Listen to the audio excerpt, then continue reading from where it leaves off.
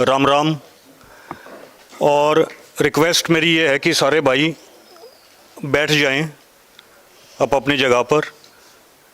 आज जो कनाडा में जो इशू बना हुआ है कि जिसमें हरियाणा के लोगों का और पंजाब के लोगों का, सिखों का और ख़ासकर जाटों का और रोड बिरादरी के हमारे भाइयों का जो आपस में लड़ाई करवाने की जो साजिश हो रही है, उसको बहुत गंभीरता से लेते हुए खाप पंचायत और पंजाब से हरियाणा से जो हमारा सिख भाईचारा है, उनकी एक आपसी एक पंचायत का और जो है आज जो है यहाँ पंचायत की जा रही है, जिसमें कुछ न कुछ समाधान इस समस्या का निकालें।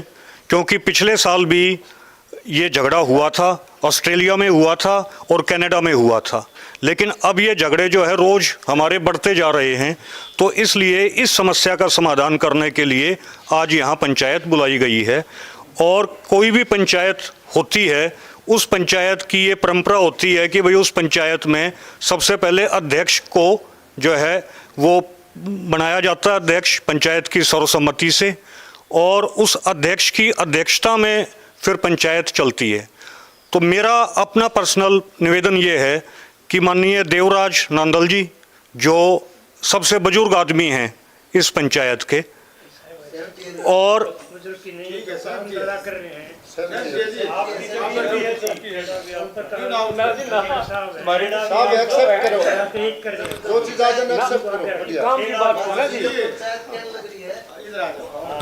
नहीं, आप दे सब बैठो, आप उडा साहब आप आ जाओ यहाँ पे, और नंदल साहब वहाँ बैठो आप। नहीं दे सब बैठो आप।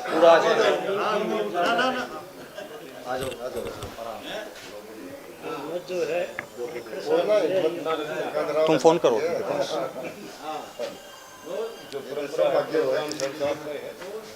तो बहुत बहुत धन्यवाद जी। मैं नांदल साहब से परमिशन लेना चाहूँगा कि बात को आगे बढ़ाया जाए जी। नांदल साहब, बहुत बहुत धन्यवाद जी। तो अध्यक्ष जी ने परमिशन दे दी है। तो ये जो झगड़ा हुआ है, इस झगड़े की वजह ये रही कि कनाडा के अंदर पिछले साल एक सिख हमारे भाई का जो है हरदीप सिंह निज्जर जी का, जो वहाँ प्लम्बर का काम करते थे, उन्होंने प्लम्बर की कंपनी बना रखी थी, उनका मर्डर हो गया। तो जब उनका मर्डर हुआ तो सिखों ने पूरी दुनिया में ये आवाज़ बुलंद की कि भाई इस चीज़ की इन्वेस्टिगेशन होनी चाहिए कि भाई ये आदमी जो हमारा जिसका मर्डर हुआ है, ये किसने मर्डर किया है। तो जब कैनेडियन गवर्नमेंट ने इस चीज़ की इन्वेस्टिगेशन की तो उसमें इंडिया के डिप्लोमेट्स के नाम आए, उसमें इंडियन एजेंसीज़ के नाम आए, और जिसमें कैनेडियन गवर्नमेंट ने अमित शाह को और अजीत डोभाल को भी नोटिस भेज दिया कि वो भी इस तफ्तीश में शामिल हों, क्योंकि वो कनाडा की गवर्नमेंट है और जो भाई निज्जर थे वो कैनेडियन सिटीजन थे, वो भारत के सिटीजन नहीं थे, वो कनाडा के नागरिक थे। और कनाडा जो है वो अपने नागरिकों की एक एक नागरिक की जो है वो बहुत जिम्मेदारी के साथ जो है उनकी जिम्मेदारी लेता है और बहुत गंभीर रहता है। तो जब ये नोटिस अमित शाह के पास आया और जब ये नोटिस अजीत डोभाल के पास आया, तो अब इनके लिए ये ज़रूरी हो गया कि इस मुद्दे पर से किसी तरीके से ध्यान बांटा जाए। और इसी मुद्दे के ऊपर कनाडा के और इंडिया के जो है वो संबंध आपस में ख़राब हो गए। तो एक और गंभीर मसला रहा कि कनाडा ने जब इंडियन राजदूत को वहाँ से हटा दिया और संबंधों में तकरार हो गई। एक मेरी रिक्वेस्ट सभी से ये है कि फ़ोन हम लोग जो है अपना साइलेंट पे करेंगे, क्योंकि ये डिस्टरबेंस फ़ोन हमारा बीच बीच में करता रहेगा, और जो नैरेटिव हम लोग यहाँ रखना चाह रहे हैं उस नैरेटिव को हम उस गंभीरता से नहीं रख पाएंगे। तो मेरी हाथ जोड़ के सभी से यही बेनती है जी। तो कनाडा ने जो है जब डिप्लोमेट्स को यहाँ से चलता कर दिया, इंडियन डिप्लोमेट्स को, हमारे पंजाब से भाई अजयपाल सिंह बरार जी वो आ चुके हैं जी, जिनका हमें इंतज़ार था। आइए बरार साहब, आप यहाँ जाओ, आइए। मैडम मोनिका नैन जी भी हमारे आ गए हैं जी, आओ जी, आ यहाँ आओ।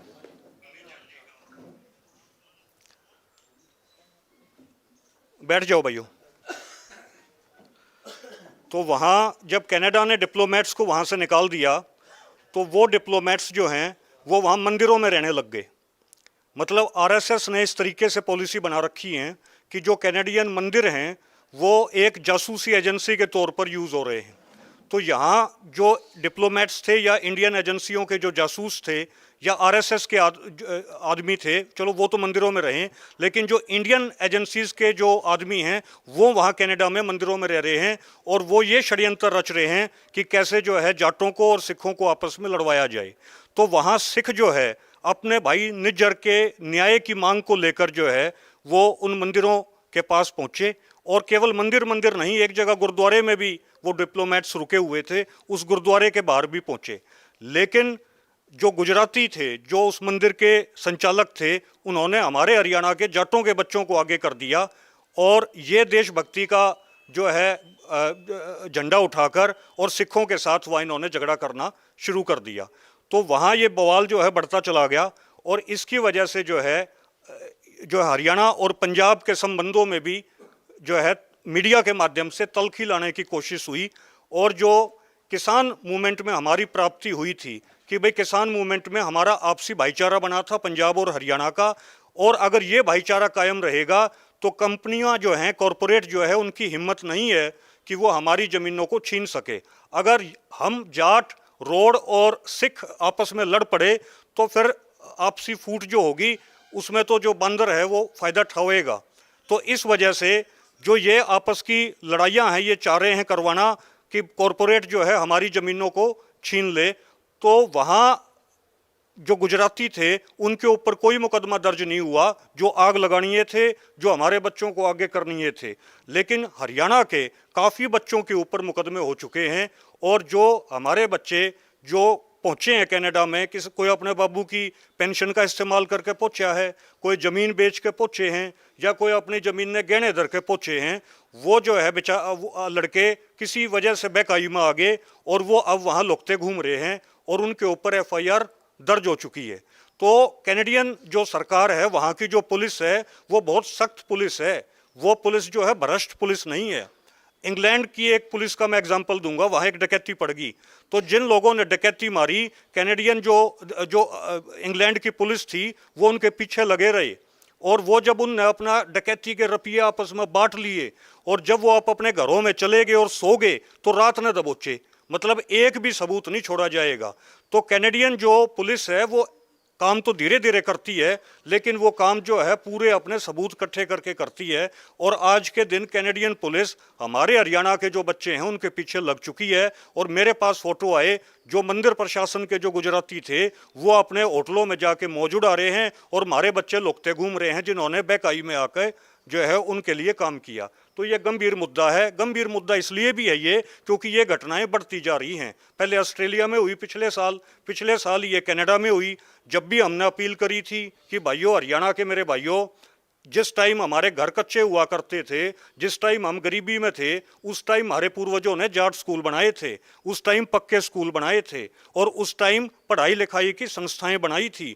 और उस टाइम जो हमारे फौजी थे जो बाहर लड़ रहे थे, जिनको ये कह के भर्ती करवाया गया था कि भाई भर्ती हो जा रंग रूट, आड़े मिले हैं टूटे लितर, उड़े मिलेंगे बूट। भर्ती हो जा रंग रूट, भर्ती हो जा रंग रूट, आड़े मिले हैं गाड़ी धूपड़, उड़े मिले सैल्यूट। भर्ती हो जा रंग रूट, भर्ती हो जा रंग रूट, ये कह के जो है उनको भर्ती करवाया। और आड़े मिले हैं सूखे टिक्कड़, उड़े मिलेंगे चाय और बिस्कुट। तो वो जो फौजी थे वो फौजी सर छोटू राम को पैसे भेजा करते। किस लिए पैसे भेजा करते? कोई इराक में लड़ रहा है, मेरा दादा भी सेकंड वर्ल्ड वार में जो था, परदादा मेरा, वो बसरा में लड़ा था। तो उस time first world war, second world war जो हुई उसमें हमारे जो फौजी लड़ा करते बाहर, कोई जो है इंग्लैंड से पैसे भेज रहा है, कोई जर्मनी से पैसे भेज रहा है सर छोटू राम जी को, कोई जो है फ़लस्तीन से पैसे भेज रहा है। किस लिए पैसे भेज रहे हैं वो कि भाई सर छोटू राम जी, आप हमारे जो भाई हैं गांव में उनके पढ़ाई का इंतजाम करने के लिए उनके लिए स्कूल बनवाओ। लेकिन आज जो है हमारे जो बाहर जो भाई पढ़ने लग रहे हैं, जो काम करने के लिए गए हैं वहाँ पर, वो क्या कर रहे हैं? वो पढ़ाई लिखाई की तो बात छोड़ दो, कोई चैरिटी करने की तो बात छोड़ दो, वो तो आपस में सरदारा गेल लड़ लिए। तो तो ये तो सर छोटू राम जी की सीख नहीं थी, ये तो हमारे पूर्वजों की जो है सिखलाई नहीं थी, जिस रास्ते के ऊपर जो है हमारे भाई आज चल पड़े हैं। तो आज ये जो पंचायत है ये इसलिए बुलाई है कि भाई जो हमारे मोजिज़, हमारे जो सिख सरदारी है, जो हमारी खाप सरदारी है, ये आपस में बैठकर इस चीज़ का समाधान निकालें। और इसमें मेरी ये हाथ जोड़ के रिक्वेस्ट है कि भाई एक प्रस्ताव ये पारित जरूर हो।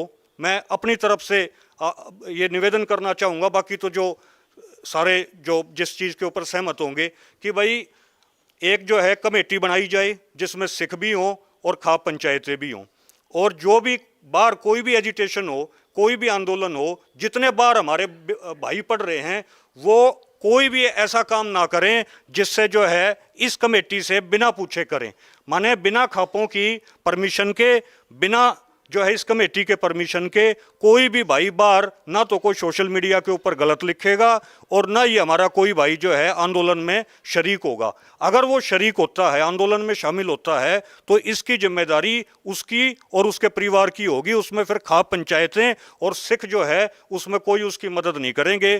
एक तो ये है, और दूसरा इसमें यह है कि भाई आपस में हम लोग एक कमेटी बना देंगे, एक मोबाइल नंबर भी जारी कर देंगे आगे कि जिस मोबाइल नंबर के ऊपर किसी भाई को कोई दिक्कत हो उस नंबर के ऊपर फ़ोन कर ले। और जो भाई माफ़ी मांगे, मैं तो अपने सिख भाइयों से भी ये कहना चाहूँगा, भाई गलती होगी हमारे भाइयों से जो बाहर हैं, जिनके पीछे पुलिस लगी हुई है, कोई बात नहीं, गलतियाँ हो जाती हैं, गलतियाँ कर कर के आदमी सीखता है। लेकिन अगर वो अपनी गलती मान लेते हैं तो हमें भी उनकी मदद करनी चाहिए, क्योंकि हमने तो, सिखों ने तो बड़े बड़े जो है गुनहगार माफ़ करे हैं।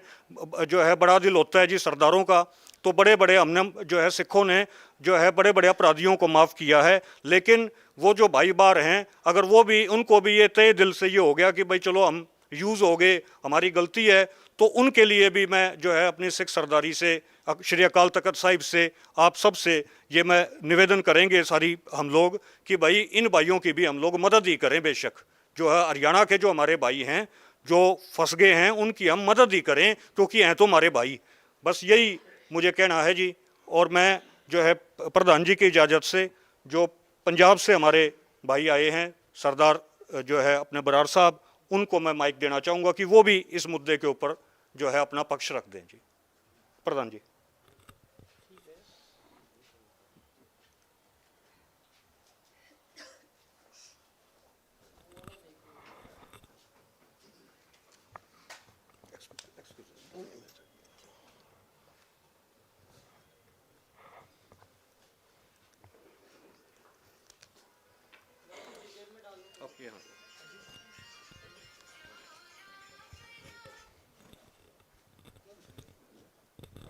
वाहिगुरु जी का खालसा, वाहिगुरु जी की फतेह।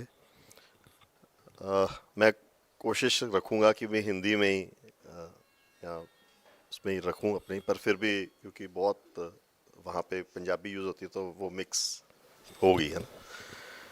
पहली बात तो रोहतक में मेरे को बहुत पहले आना चाहिए था, और आज भी मैं आया हूँ तो मैं इसको सौभाग्य गिनता हूँ। मेरे पिताजी की जो पहली जो जॉब थी, नौकरी, पहली पोस्टिंग थी कह लो, या पहले थे वो 1965 की जंग में वॉर वॉलंटियर हुए थे, डॉक्टर थे। तो वो जब पहली जो उनकी पोस्टिंग हुई थी और काफ़ी साल वो रहे, वो 18 जाट में रहे। तो मैं जब पैदा हुआ, बड़ा हुआ, तो वो हमारी जो पलटन थी उसका वो एक घर होता है, एक परिवार होता है, जैसे अपना गांव होता है वैसी पलटन होती है आपकी। जो लोग फौज में रहे हैं उनको पता होगा कि कितना प्यार होता है पलटन के साथ। तो वो 18 जाट के साथ हमारा लगाव रहा, या कह लो कि भी उस तरीके का रहा कि भी बहुत देर तक हमारे जो साथ एक सहायक मिलता है अफसर को, वो उनका नाम था लाखा सिंह। तो मैं उनको काका कहता था, लाखा मेरे से बोला नहीं था, और काका कहता था तो वो और भी खुश होते थे, मतलब प्यार बना हुआ था। ये मैं इसलिए कह रहा हूँ कि भी जो हमारे संबंध हैं और जो हमारा इलाका है वो एक ही नस्ल हैं, हम एक ही डीएनए के लोग हैं, एक ही इलाके के लोग हैं। इतना फ़र्क है कि भी हाँ, कोई किसी तरीके से पूजा अर्चना करने लग गया, कोई किसी तरीके से करने लग गया। बाकी हमारा जो अंग्रेज़ों के हिसाब से रिलीजन अलग हो सकता है, पर जो हमारा धर्म है वो एक ही है। हम एक तरह ही सोचते हैं, हमारे दुख गम खुशियाँ एक तरह ही मनाई जाती हैं। और सबसे बड़ी बात है कि हम एक ही तरीके से, हमारी आमदन है, आमदन के ज़रिए भी हमारे खेती बाड़ी से ही है। आज जो कुछ भी हो रहा है इसकी जो बुनियाद है वो बहुत पहले रखी गई थी, बहुत आज से 70-80 साल पहले ही ये शुरू हो गया था कि जो यूनियनिस्ट पार्टी थी उसकी जो होंद थी या उसकी जो बुनियाद थी उसमें किसान और मज़दूर की तरक्की ज़्यादा थी। और जो सरकारें यहाँ पे आई, जो सिस्टम यहाँ पे जिसके अंदर हम हैं, यहाँ पे किसान और मज़दूर निचोड़ा जाता है और बाकी सारी जो लोग हैं जो जिनको इंटरमीडिएट्स कह देते हैं या बिचौलिए कह देते हैं वो तरक्की ज़्यादा कर रहे हैं। हम सोच रहे हैं कि हम अमीर हो रहे हैं, हम ज़मीनें महंगी हो गई हैं या कुछ, पर असल में आप देखो कि किसान कितने के हैं जिन्होंने शहर में जाके ख़रीद लिया और शहर से कितने लोग आ गए जिन्होंने हमारी ज़मीनें खरीद ली। तो अमीर तो वो हो रहा है जो हमारा ख़रीद रहा है। पर सबसे बड़ा झटका हमेशा हमें लड़ाया गया, कभी हरियाणा और पंजाब के नाम पे, कभी पानी के ऊपर, कभी और सियासतों के ऊपर हमें एक दूसरे से टकराव में लाया गया। पर जब किसान आंदोलन हुआ तो एक बात समझ आ गई कि भी हम किसी चीज़ के ऊपर इकट्ठे होने शुरू हो गए और वो बॉन्डिंग जो हमारी थी, जो हमारा प्यार था, परस्पर प्यार था, वो बढ़ना शुरू हो गया। और ये बात मौजूदा सिस्टम को उनके लिए ये बहुत बड़ी प्रॉब्लम बन जाती है। आज की डेट में जितनी भी मार्शल कौमें हैं, चाहे वो जाट हैं, चाहे वो सिख हैं, चाहे इवन राजपूत भी हैं और अपना बहुत हद तक मराठे भी हैं, वो सारे दबाए जा रहे हैं। उनके दम पे राज हो रहा है, उनके दम पे सुरक्षा मिल रही है इस देश को, पर उनको अपना बनता हक नहीं मिल रहा है इधर पे। तो राज कैसे करना है? राज तो उनको लड़ा के ही करना है ना, क्योंकि फ़ौज में तो हमारा बच्चा ही मरता है वहाँ जाके। आज आप जाके साउथ ब्लॉक की डायरेक्टरी खोल लो, हमारे में से कोई नहीं वहाँ मिलेगा। 60-70% लोग और जातियों के और लोगों के मिलेंगे। हमारे बच्चे पर जब तिरंगे में लिपट के लाश आती है तो वो हमारे बच्चे की आती है। तो ये जो हमारे में जो भेदभाव डाला जा रहा है, जो हमारे में लड़ाई डाली जा रही है, चाहे किसी भी कारण डाली जा रही है, वो आज डलती डलती कनाडा की धरती पे पहुंच गई है। खून सबका गर्म है। आप उन बच्चों को भी नहीं कुछ कह सकते जिन्होंने आगे से रिएक्ट किया, क्योंकि देखो जो उसको जोश दिलाएगा वो वैसे रिएक्ट कर जाता है बच्चा। मनोज साहब ने जैसे कहा कि भी अगर वो कोई पश्चाताप करता है, वो कहता है कि हाँ नहीं गलती हुई है, तो वो बनती है बात कि उसको किसी ना किसी तरीके से एडजस्ट किया जाए। पर सबसे बड़ी बात है कि हमारा मैसेज जो हमारे बच्चों को वो ठीक जाना चाहिए कि आप लोग वहाँ पढ़ने गए हैं, आप अपना करियर बनाने गए हैं। हमारे पास जैसे जैसे हमारी ज़मीनें कम होती जा रही हैं, हमारे पास पढ़ाई ही एक ऐसा चीज़ रहेगी और हमें आता भी कुछ नहीं है करना। हम दुकानें खोल के कमाने लायक लोग नहीं हैं, ठीक है। हम तो नौकरियां कर सकते हैं, अच्छे ओहदों पे लग सकते हैं, पर वो भी हमारे पास है नहीं। तो हमारे बच्चों को अच्छी शिक्षा लेने की ज़रूरत है। और शिक्षा में हालांकि कोशिश पिछले 100 साल से हो रही है, पर हम अभी भी उस लेवल की एजुकेशन पे नहीं पहुँचे जहाँ तक हमारे को पहुँचना चाहिए था। अगर हमारे बच्चे आज कनाडा जा रहे हैं, USA जा रहे हैं, तो उनका जो प्राइमरी ऑब्जेक्टिव होना चाहिए, जो उनका मेन ऑब्जेक्टिव होना चाहिए, अगर वो पढ़ने गए हैं तो पढ़ाई करें। क्योंकि आज की डेट में पढ़ाई महंगी भी बहुत है। माँ बाप भी पता नहीं कहाँ से पैसा एकत्र करके भेजते हैं, यहाँ से कैसे इकट्ठे करते हैं, कुछ बेचता है, कोई लोन लेता है, कोई कैसे ना कैसे करता है। तो ये हमें रखना चाहिए और इसके लिए हमें अपने पारिवारिक लेवल पे, हमें अपने सामाजिक लेवल पे, दोनों लेवल पे अपने बच्चों को एजुकेट करना पड़ेगा। उनको समझाना पड़ेगा कि इन चक्करों में मत पड़ो, ठीक है। जो बाहर के विदेश के कानून है, हमारे यहाँ पे क्या है, सबसे मुश्किल पड़ती है जब केस दर्ज होता है तो 5, 7, 8 दिन की जो रिमांड होती है, उसके बाद हम कहते हैं केस ख़त्म ही हो गया, गिनते हैं कि आस्ते आस्ते ये निपट जाएगा। पर वहाँ पे सजाएं बहुत सख्त हैं। वहाँ पे अगर किसी को लाइफ इम्प्रिजनमेंट है तो उसका मतलब ता ज़िंदगी उसने अंदर रहना है, ये नहीं कि 20 साल बाद वापस आ जाना। अगर उसको कोई बगैर पैरोल के सजा तो वो बगैर पैरोल के, अगर उन्होंने सोच लिया इसको डिपोर्ट करना है, उन्होंने डिपोर्ट करना है। तो माँ बाप का जो लगा हुआ सरमाया है, माँ बाप का जो उससे अपेक्षाएं हैं, परिवार ने जो उसकी तरक्की करनी है, वो सारी एक समझ लो एक पीढ़ी तबाह हो जाती है हमारी। और एक पीढ़ी तबाह होने का मतलब है कि हम दूसरों से काफ़ी पीछे रहने लग जाते हैं। तो ये है कि हम अपने बच्चों को ये समझाएं कि इन षड्यंत्रों में ना आए। हमारे में जो लोग ये कर रहे हैं उनको वो बड़े क्लियर है। उन्होंने अपने में वो जो हमने किसान संघर्ष में इकट्ठे हुए हैं, समझ लो यमुना से लेके वागे तक की जो धरती है वो एक बन गई थी, है ना। वो एक उनको मसले हो गए थे। अगर कोई पानी के नाम पे हमारे से में झगड़ा भी कराने की कोशिश करता तो हम ये कह सकते थे कि भाई हम अपना घर का मामला है, 2 भाइयों का मामला, हम अपने आप बांट लेंगे, कैसे बांट रहे हैं इसको, किसी का बाहर का नहीं है ये मसला। और बांटते आए हैं हम, घरों में बांटते ही हैं ना जे ਜ਼ਿਮੀਦਾਰ ਦੇ ਇੱਕ ਟਰਾਲੀ ਆ ਤਾਂ ਦੂਜੇ ਕੋਲੇ ट्रैक्टर ਜਾਂਦਾ ਰਿਹਾ ਤਾਂ ਉਹ ਵੰਡ ਕੇ ਚਲਾਉਂਦੇ ਹੀ ਰਹੇ ਆ ਭਰਾ एक दूजे। सो ये मसलों के ऊपर हमें बांटा जा रहा है, इसके ऊपर हमें बहुत ध्यान देना चाहिए। और बच्चों को खास करके जो दूर हैं, क्योंकि नौजवान का खून गर्म होता है, उसको जो उधर को ले जाओगे वो तो उन्हें तो उधर लड़ पैना, मतलब एक जना उकसाया भी जा सकता है, वो वैसे भी गया हो सकता है वहाँ पे। तो उसको ध्यान दें। उसको ध्यान देने का एक ही तरीका है कि यहाँ से उसको माँ बाप से, अपने सिस्टम से, अपने समाज से एक मैसेज मिलता रहे लगातार कि ये ऐसे नहीं करना। और वहाँ पे भी कोशिश करें कि एक, जैसे यहाँ पे हम कहते हैं कमेटी बनाने की, वहाँ पे भी हम कोशिश करें कि जो वहाँ पे हमारे बच्चे हैं उनकी भी कोई जॉइंट कमेटी बन जाए। वो रोज़ मिलेंगे, एक दूसरे से बात करेंगे, तो एक दूसरे की समझ भी बढ़ती है। जब हम बातचीत पे आ जाते हैं तो लड़ाई ख़त्म होनी शुरू हो जाती है। अगर कोई मन में भेदभाव है वो भी ख़त्म होने शुरू हो जाते हैं। तो ये ज़रूरी है और उनको समझाना भी ज़रूरी है कि हम बिना बात के एक उन चीज़ों के पीछे ना पड़े जो हमारी है ही नहीं, वो जो हमारी लड़ाई ही नहीं, वो किसी के लिए हम क्यों लड़े। और उस लड़ाई का सदका हमने देखा है 47 में, हम यही पंजाब कैसे कटा बटा है। आज हमारे जो संसाधन हैं, जो हमारे रिसोर्सेज हैं, जो मर्जी कह लें, हम 3 हिस्सों में बांट के उसका नुकसान ही हो रहा है हमारे को। और आगे भी अगर ऐसे ही बंटते रहे तो ऐसे ही नुकसान बढ़ता रहेगा। हमारी जो कौमें हैं, हमारी नस्लें हैं, वो बर्बादी की तरफ जाती रहेंगी। खिंडर पुंडर तो हम गई हैं, जब हम ज़मीनें चाहे बड़े शहर के पास आ जाएं, रोहतक के पास आ रही हैं, वहाँ मोहाली के पास आ रही हैं, कोई और शहरों के पास आ रही हैं, बिक रही हैं, तो हम ही बिक रहे हैं एक्चुअल में। तो ये एसेट तो कोई ले रहा है ना आगे, हम खुश जरूर हो जाते हैं कि इतने की बिकी, इतने की बिकी, पर नुकसान तो हमारा समाज ही ख़त्म हो रहा है, हमारे गांव ख़त्म हो रहे हैं, हमारे खेड़े ख़त्म हो रहे हैं, सारा कुछ ही ख़त्म होता जा रहा है। तो अपने बच्चों के पास पढ़ाई ही अब एक साधन है जिससे वो तरक्की कर सके। खास करके जैसे रोहतक जैसे डिस्ट्रिक्ट्स हैं या और हैं जहाँ पे पहले भी लोग नौकरी पे ज़्यादा निर्भर थे, तो वो उनके मैसेज देना बहुत ज़रूरी है। और भाई साहब ने जैसे यहाँ की कमेटी की बात की, मैं ये सजेस्ट करूँगा कि हम वहाँ पे भी उनको एक दूसरे के इंटरेक्शन प्रोग्राम्स हैं जो एक दूसरे से मिलना है वो बढ़ाएं। वो बढ़ेगा तो अपने आप ही जो कोई मतभेद आते भी हैं, कोई प्रॉब्लम्स आती भी हैं, तो उनको वो सुलटा लेंगे। जो बच्चा यहाँ से वहाँ चला गया वो समझ जाता है कि भी मैंने अपना जीवन कैसे जीना है।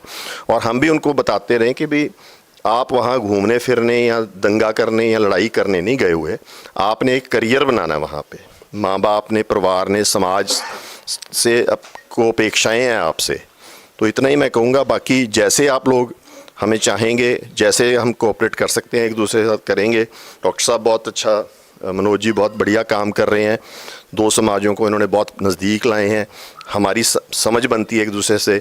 इसी इनके सदका ही हम आज आपके साथ आ सके हैं, बैठ सके हैं, और लगता है कि जैसे घर में ही आए हैं, कोई बाहर नहीं गए, है ना। इससे तो अगर चंडीगढ़ की कोई मीटिंग अटेंड करते तो वो लगता है कि बाहर की है, यहाँ तो लगता है कि अपनों के अंदर ही बैठे हैं। तो कोई भी जो आपको लगे कि ये चीज़ करने लायक है, हमारी तरफ से कोई सपोर्ट चाहिए, वो हम डेफिनेटली देंगे। उसके अलावा कोई आपको कोई सुझाव आते हैं तो हम बारी बारी वो बात कर सकते हैं। वाहिगुरू जी का खालसा, वाहिगुरू जी की फतेह।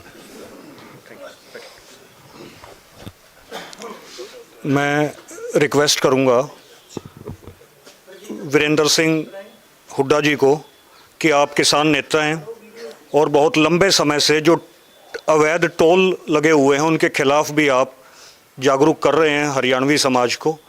और पिछले दिनों आपकी एक स्टेटमेंट भी जब आप दरबार साहब श्री अमृतसर गए थे तो वायरल हुई थी कि भाई आज नहीं तो कल हमें वो स्टेटमेंट यही बता देंगे जी। तो मैं आपसे रिक्वेस्ट करता हूं कि आप आएँ और अपनी बात रखें। डॉक्टर अजयपाल सिंह बरार जी का बहुत बहुत धन्यवाद कि आपने खुले दिल से इतनी अच्छी बात कही कि हम भी जो है कोऑपरेट करना चाह रहे हैं, और कमेटी यहाँ नहीं, कमेटी विदेश में भी हमारी बननी चाहिए जी। धन्यवाद।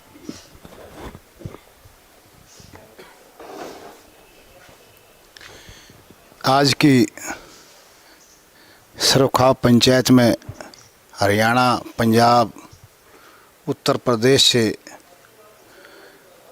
जो साथी पधारे हैं, मैं रहबर आज़म सर छोटराम की धरती पे सभी साथियों का खैर मकदम स्वागत, अभिनंदन, वंदन करता हूँ।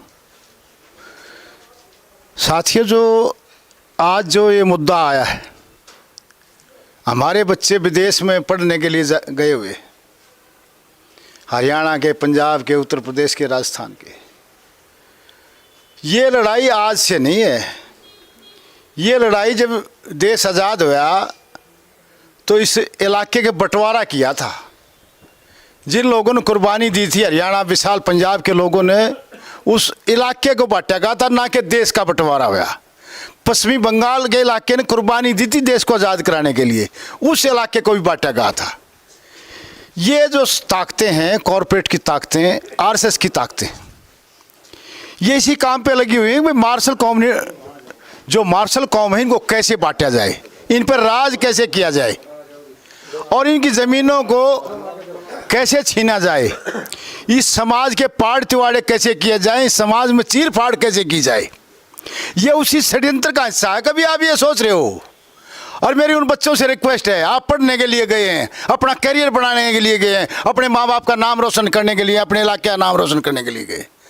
आप ये जो धर्म की अफीम चाट रहे हैं, जाति और धर्म की, कट्टरपन जो है, किसी भी धर्म में है कट्टरपन, वो चीज़ लेकर बैठने वाली है। हमारे बच्चों को बर्बाद करने की साजिश है। यहाँ तो नौकरी मिल नहीं रही, अगर वो बेचारे ज़मीन बेच कर बाहर विदेश में जा गए अपना रोजी रोजगार कर रहे हैं, तो आरएसएस के लोगों को ये बात भी हजम नहीं हो रही। वो चाहते हैं कि इस मार्शल कौमों को ख़त्म किया जाए। और मैं सलाम करना चाहूँगा जो किसान जो यहाँ बैठे हैं, जो पिछले दिनों जो किसान आंदोलन चला था, उस किसान आंदोलन ने एक बहुत बड़ी एकता कायम की थी। हिमालय पर्वत की चट्टान की तरह से इतनी मजबूती प्रदान कर रखी है कि आप लोगों ने आज फिर सोचना पड़ा, अटैक आप पे किया जा रहा है, षड्यंत्र के तहत किया जा रहा है, आपको बांटने का प्रयास किया जा रहा है, लेकिन आप उस टाइम बटे नहीं। ये घबराए हुए हैं कारपोरेट, इनको कैसे चीड़ फाड़ किया जाए। ये आरएसएस घबराई हुई है, अगर इन कौमों को कैसे बांटा जाए, इनको बर्बाद कैसे किया जाए, इनकी जमीनों को कब्जा कैसे किया जाए, उसी साजिश का हिस्सा है ये। आप कनाडा में चले जाइए, ऑस्ट्रेलिया में चले जाइए, अमेरिका में चले जाइए, कितने बच्चे जाने लग रहे हैं ज़मीन बेच बेच के। यहाँ तो रोजगार देते नहीं, यहाँ फिर जाति और धर्म के नाम पे फिर कब्जा कर लेते हैं सत्ता पे ये लोग, और करते रहेंगे जब तक आप एक नहीं हो गए। वो टाइम पे बट जाते हो, आंदोलन के टाइम पे एक हो जाते हो। क्यों बटे? कोई पूछने वाला हो, बट जाते हो जाति और धर्म के नाम पे, इलाके के नाम पे, क्योंकि आप में अक्षमता नहीं बची लड़ाई लड़ने की। आज फिर अब आपकी ज़मीनों पर हमला, कभी ये सोच रहे हो कोड़ा के अंदर शुरू हो रहा है ये आंदोलन। वहाँ जो पाइपलाइन बिछाई जा रही है अडानी अंबानी की, किसानों को कोई मुआवजा नहीं दिया जा रहा और उनकी ज़बरदस्ती उनकी ज़मीनों पर पाइपलाइन बिछाई जा रही है। ये सिर्फ और सिर्फ जितने रोड बने हैं, सुपर हाईवे, वो आपकी ज़मीन छीनने के लिए, आपके लिए नहीं है। ये सड़कें कभी धोखे में रह जाओ, आपकी ज़मीन को खोसेंगे, आज नहीं तो कल, कल नहीं तो परसों खोसेंगे ये। अगर आप एक रहे तो आपकी तरफ उंगली उठाने वाला नहीं है, ये कॉरपोरेट भागेंगे। इन लोगों को भगाना पड़ेगा, अपने बच्चों का भविष्य अगर बनाना है तो आप लोगों ने, नहीं तो दबते रहिए। इन लोगों के दलाल बहुत फिरते हैं राजनीतिक पार्टियों में, उन दलालों से भी आपने बचना होगा। और पिछले दिनों जो आंदोलन थे उनमें भी दलाल फंसे हुए थे। नहीं, आंदोलन बहुत आगे जाता, आपको बहुत बड़ी कामयाबी मिलती। जिन लोगों ने दलाली करी उन लोगों का भी आपने ध्यान रखना है, वो बांटने का काम करेंगे आपको। आज आंदोलन उठा लो, ये इसके लिए हम तैयार हैं लड़ाई लड़ने के लिए, लेकिन हम वो चेहरे जरूर देखेंगे भाई, पहचान जरूर रखेंगे, अंकुश जरूर रखेंगे। ऐसे कहीं इस आंदोलन पीक पे ले जाए, कभी कोई लोग बेच तो नहीं देंगे हमारे को। किसान ठगा हुआ महसूस कर रहा है। 13.5 महीने जब दिल्ली को घेर करके रखा, दिल्ली के नासा में तुमने लठ दे दिया, कोई छोटी बात थी? 2-4 आगे दल्ले, और उन दल्ले ने खराब कर दिया आपके पहलवान बेटियों को। जब वहां रौंदा गया, अरे लखीमपुरी खीरी किसानों को रौंदा, जंतर मंतर में पहलवान बेटियों का क्या हाल किया आपका? क्या न्याय मिले उन बेटियों को? ये कारपोरेट आपको न्याय नहीं मिलने देगा। जब तक आप एक नहीं होगे और सच्चा नेतृत्व नहीं होगा, ईमानदार नेतृत्व नहीं होगा आपके पास, इतने ये लड़ाई नहीं लड़ी जा सकती। सबसे पहले तो चारों पल्ले साफ होने चाहिए आपके ऊपर कोई उंगली ना उठा सके। अगर आपके चारों पल्ले साफ है तो आप लड़ाई लड़ सकते हो, आपके साथ जनता खड़ी हो सकती है। लेकिन उन बच्चों से मेरी रिक्वेस्ट है, विनती है, हाथ जोड़ के, हरियाणा पंजाब के इस बहादुर इलाके को बदनाम ना करें। चौधरी छोटूराम ने जो किसानों को एक किया था, जो इस इलाके को आगे बढ़ाया था, खेती किसानी के कारण पूरी दुनिया देखती थी उस टाइम पे। हिंदुस्तान के पैसे की कीमत क्या थी देश की आज़ादी के समय, देखिए आप। और आज पैसे की कीमत क्या है, आज देखिए। आज देखिए, अब मैं आपको एक छोटा एग्जाम्पल देता हूँ। जब से ये सरकार आई है, रोहतक के अंदर कई करोड़ की डेली हेरोइन बिक्री है, नशा परोसा जा रहा है रोहतक के अंदर। हॉस्टलों में जाके देखिए आप, मेडिकल कॉलेज के बच्चों में जाके देखिए, पीजी में जाके जो बच्चे पढ़ने के लिए आते हैं, वहाँ डेली कितना नशा परोसा जा रहा है। आपको बर्बाद करने की बहुत बड़ी साजिशें रची जा रही है, कहीं जाति के नाम पे, कहीं धर्म के नाम पे, कहीं नशा परोसा जा रहा है। हक नशे में लगा देंगे, बर्बाद हो जाएंगे। लेकिन ये बहादुर कौमें लड़ाई लड़ती आई हैं, इनका इतिहास गवाह है। मुगलों को भी न बजाया था, गोरे अंग्रेजों को भी न बजा, अब फिर काले अंग्रेज बैठ गए, दूसरे रूप में आ गए। बैठे तो अंग्रेज हैं पर ये काले हैं। तो साथियों, हम तैयार हैं, ईमानदारी से लड़ाई लड़ने का नेतृत्व तैयार करो। चोर चक्के नहीं होने चाहिए, जिन चोर चक्कियों ने पीछे आंदोलन को बेचा था। छाती पर का सांप उतर गया, मैंने उस पहलवानों को भी कहा था तुम्हारे को बेचा जा रहा है, तुम समझ जाइए। समझे, वो बच्चे थे, उनको बहका लिया, दिन में इंदर राज को बहका लिया उनको। और ऐसे ही किसान आंदोलन होया। अरे 750 किसानों ने साथ दे दी। आज भी किसान लाइन पर खड़ा है, लाइनों में लग रहा है DAP लेने के लिए। क्यों आप बट गए? वोट टाइम पे फिर बट गए। जब तक लोकतंत्र में ताकत होती है आपके वोट की, और वोट दिया आप लोगों ने बांट अपनी, ये 5 साल फिर डंडे खाओ, फिर लड़ाई लड़ो। कब तक चलता रहेगा ये? आप लोगों ने अपनी एकता कायम रखनी ज़रूरी है। तो साथियों, हम तो तैयार हैं। जो हमारे बड़े भाई पंजाब से आए हैं, उन सभी साथियों का मैं दिल की गहराइयों से स्वागत करता हूं। और जो साथी अपने उत्तर प्रदेश से हैं, भाई पुष्पेंद्र जी किसानों की आवाज़ उठाते रहते हैं टीवी डिबेट पे। और हमारे भाई खाप चौधरी नांदल साहब, भाई ये तो अपने जो है जब से टीचर यूनियन के प्रधान बने हैं, रिटायर भी हो लिए।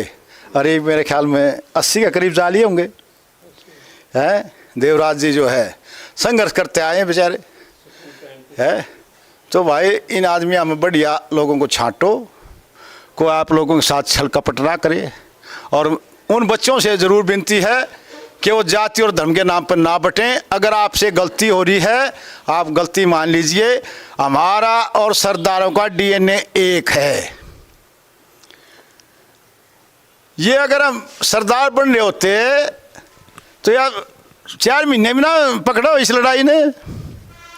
जो किसान आंदोलन बैठे थे ना, इस इलाके को भी तुम्हारे को साजिश के तहत रोका गया था। ये जो टीके वाले नहीं, टीका लांबा, ये बैठे हैं, कि तक करी मदद थारी कि मंदिर में जो बैठे हैं आंदोलन की तक करी हो, बता दो को भाई। कोई मदद में नहीं आया हमारी में है, गुरुद्वारे ने मदद करी है। इन तक बचने की बात से ये दूसरा RSS का रूप से नहीं देख लियो टीका अपना है, इन जरूर पेशानियों। ठीक है, इन शब्दों के साथ मैं अपनी वाणी को विराम देता हूँ।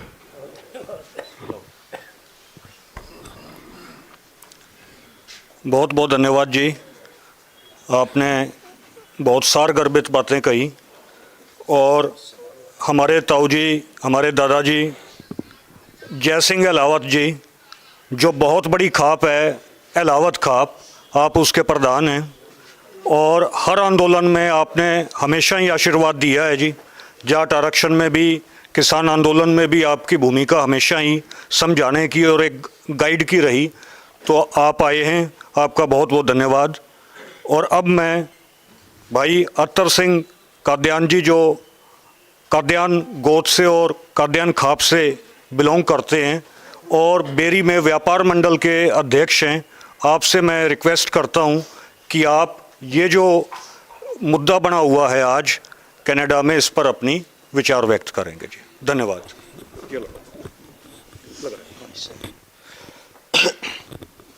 प्रधान जी इजाज़त है जी। धन्यवाद सर। धन्यवाद भाई का। आज की सभा के अध्यक्ष जी,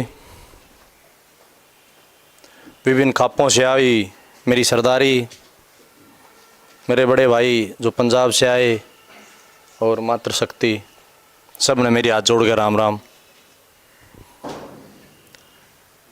साथियों, बहुत सारी बातें हुड्डा साहब ने, मनोज भाई ने और बराड़ साहब ने बता दी। साजिश आज से नहीं है, बिल्कुल ठीक बात है। या भारत पाकिस्तान का बंटवारा ना था, वो भी हमारा ही बंटवारा था।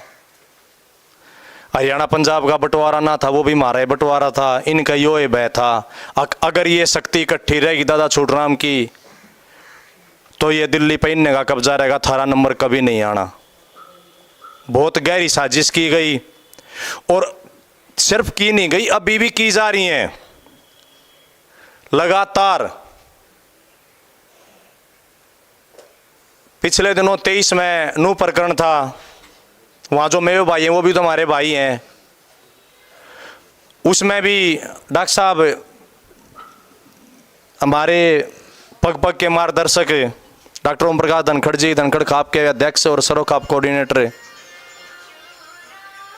सबसे पहली वीडियो आई, इन लोगों ने देखा, अखाड़ा तो सारा खेल खराब कर दिया।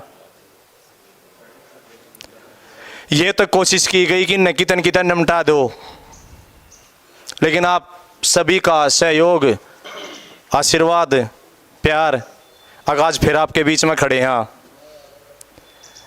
अभी जो ये ताजा ताजा अपना कनाडा प्रकरण हुआ, ये कुदरती नहीं हुआ है, ये करवाया गया है। तकरीबन सारा बुद्धिजीवी वर्ग बैठा है, सभी को पता है कि ये करवाया गया है। उन लोगों की साजिश यही है। हरियाणा में, भारत में तो अग्निवीर लाकर और कुछ करके, ये सिर्फ नौकरी की बात नहीं है जी। जहाँ तक मेरा अपना नज़रिया है, हो सकता है कि थोड़ा सा अलग हो, ये आपकी नस्लों पे हमला है। सिर्फ अग्निवीर ने, ये मत सोचो कि हमारे बालक फौज में जाया करते और वे बालक फौज तैर रह गए। ये आपकी नस्लों पे हमला है। आप खुद अपने कालजे पे हाथ रख के सोचो ना, जो बच्चा 4 साल में रिटायर आ जाएगा, उसके कौन अपनी बेटी ब्याह देगा? नस्ल खत्म होगी, परिवार खत्म हो जाएगा, शादी तो होगी नहीं, क्या करोगे? बात आई डीएनए की। हरियाणा पंजाब तो हम एक ही परिवार के हैं। मैं कहता हूं सारे मूल निवासियों का डीएनए एक है। जो राखी गड्डी की खुदाई हुई थी हिसार में, वो इन्होंने रिपोर्टें क्यों दबाई? क्यों दबाई गई वो? क्योंकि वहां पर टोटल आपका किसानियत वाला डीएनए मिला है, हमारा डीएनए मिला है वहां, इन पाखंडियों का नहीं मिला। इनका अलग है, ये बिल्कुल कोई दो राय नहीं, विदेशी हैं, बाहर से आए हुए हैं। ठीक है, इन लोगों ने बहुत बड़ी साजिश की है, यहीं पे बस के इन्होंने धीरे धीरे करके इतना वो कुछ कर लिया कि आज समाज में सबसे बड़े रुतबे पे बैठ गए और हर किसी को बहकाए रहते हैं। उसी साजिश के तहत कनाडा में मेरे जो हरियाणा वाले साथी हैं, चाहे वो रोड हो चाहे जाट हो, उन लोगों को बहकाया। और सबसे बड़ी गलती तो मैं हरियाणा की मानूं भाई। अब छोटी सी किसी बात ने लेकर है, जब बहकावे में आ जाए हैं, 1000 मानसा की भीड़ है जी, इन लोगों को कोई दिक्कत नहीं है उससे। लेकिन उसी भीड़ में अगर 4 वैचारिक साथी खड़े हो गए ना, तो इन लोगों के दस्त लग जाएंगे। वैचारिक से हमेशा डरते हैं ये लोग, क्यों? क्योंकि इनके पास सिर्फ साजिशें हैं, विचार इनके पास हैं ही नहीं। तो यही बात मैं स्पष्ट करना चाहता हूं कि 1000 लोगों की भीड़ को ये लोग 4 आदमी भेजेंगे, दिशा दे देंगे। आज भाई प्रदीप वाला दफ्तर में उड़े चालना, उड़े तोड़ फोड़ करांगे। एक उस कुंड में तो बोल पड़े, एक उस कुंड में तो एक उस कुंड में। 4 आदमी आने, हमारे 1000 आदमी जो इकट्ठे होते हैं उनको दिशा दे दी कि भाई उड़े चाल कर तोड़ फोड़ करनी है। हमारे 1000 आदमी बेवकूफ बन गए और वो 4 आदमी दिशा देकर वो निकल गए। 23 का प्रकरण मैं बताता हूं जी। मेरे बेरी गांव में से बस भर के गई, कोई साथी है वहीं पे, बस में साथ बैठ गया, जज्जर जाके उतर गया, बोला मैं दूसरी बस में हूं। उन लोगों को भेज दिया, खुद नहीं गया। जो नल महादेव पर प्रकरण हुआ था प्रधान जी 2023 में। तो ये यही करते हैं हर बार। अभी कनाडा में क्या हुआ है, इन लोगों ने हवा दी, आग लगाई और ये खिसक गए और मारे उड़े लठ लेकर बन गए अनुमान। हम हाँ भाई आ जाओ, कौन करेगा? हमें एक एक बच्चे को ये बात समझानी होगी। जो ये साजिशें हैं इनमें हम ना फंसे। सबसे बड़ी बात इन लोगों को दिक्कत क्या हो रही है, जो किसान आंदोलन में हमारा भाईचारा कायम हो गया, दोबारा से ये पानी पे और कहीं पर लड़ाया करते। लेकिन डीएनए एक था, परिवार एक था, छोटे बड़े भाई मिलकर इकट्ठे बैठ गए, इनका मरोड़े शुरू हो गए। अब ये सोच रहे हैं कि इस भाईचारे को कैसे पाड़ा जाए, उस वही प्रयास है इनके। और हमें अपने बच्चों को, अपने भाइयों को समझाना होगा एक एक को, अगर भाई ये चीजें हमारी नहीं है। मैं तो खुली कहता हूं जी, हमारे बुजुर्ग थे, अलाव साहब बैठे हुए हैं, हमारे प्रधान जी बैठे, डॉक्टर साहब बैठे, और एक तो मैं खुद भी आ गया। हमारे बुजुर्ग थे, मनासे वाले थे जी, एक भी कोई मुकटड़ा हो तो बता दो। हमारी काकी, ताई, बुआ, बाण, दादी हमने देखी तो उनके हाथों पल्ली दराती गंडासी देखी थी। तीर तलवार वाले तो किसी ने नहीं देखे होंगे। मेरे तो बुजुर्ग बैठे, उड़ा साहब बैठे, बता देंगे। तो हमारा और इनका बहुत कुछ अलग है। लेकिन इन लोगों ने जानबूझ के आज क्या किया, इन लोगों ने टीवी के माध्यम से आपके घरों पे कब्जा कर लिया, आपके रसोई तक, आपके बेडरूम तक ये घुस गए, बहुत गहरी साजिश के तहत। हमें ये सारी चीजें ध्यान करनी होंगी।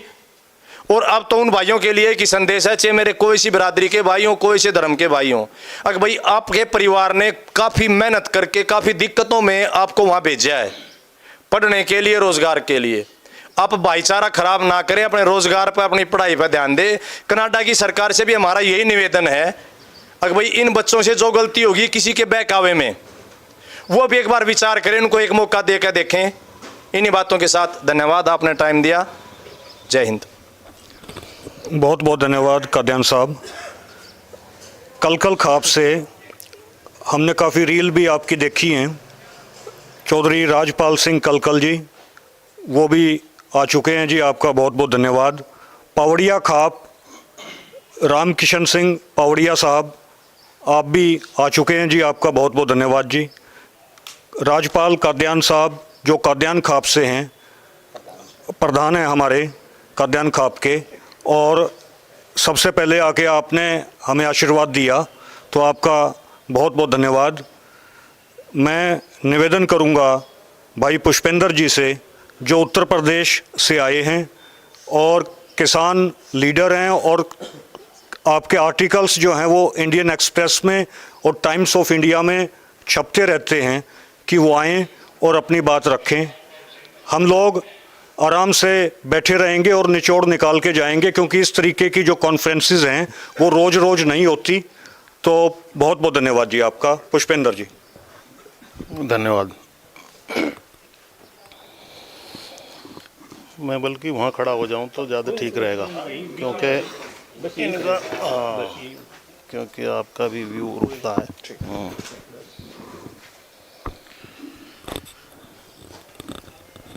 आज की इस पंचायत के आदरणीय अध्यक्ष महोदय और तमाम जो सरदारी यहाँ एकत्रित हुई है,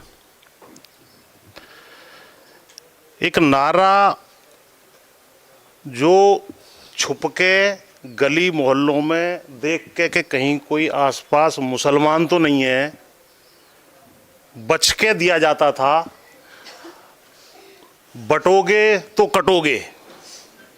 इस नारे को आज की तारीख में खुले आम मुख्यमंत्री से लेकर के, प्रधानमंत्री से लेकर के और आरएसएस का सारा तंत्र जो है दे रहा है। पहले इस नारे को समझ लो, और इस नारे में से जो मतलब निकल रहा है उसे पहले अपने ऊपर अप्लाई करो।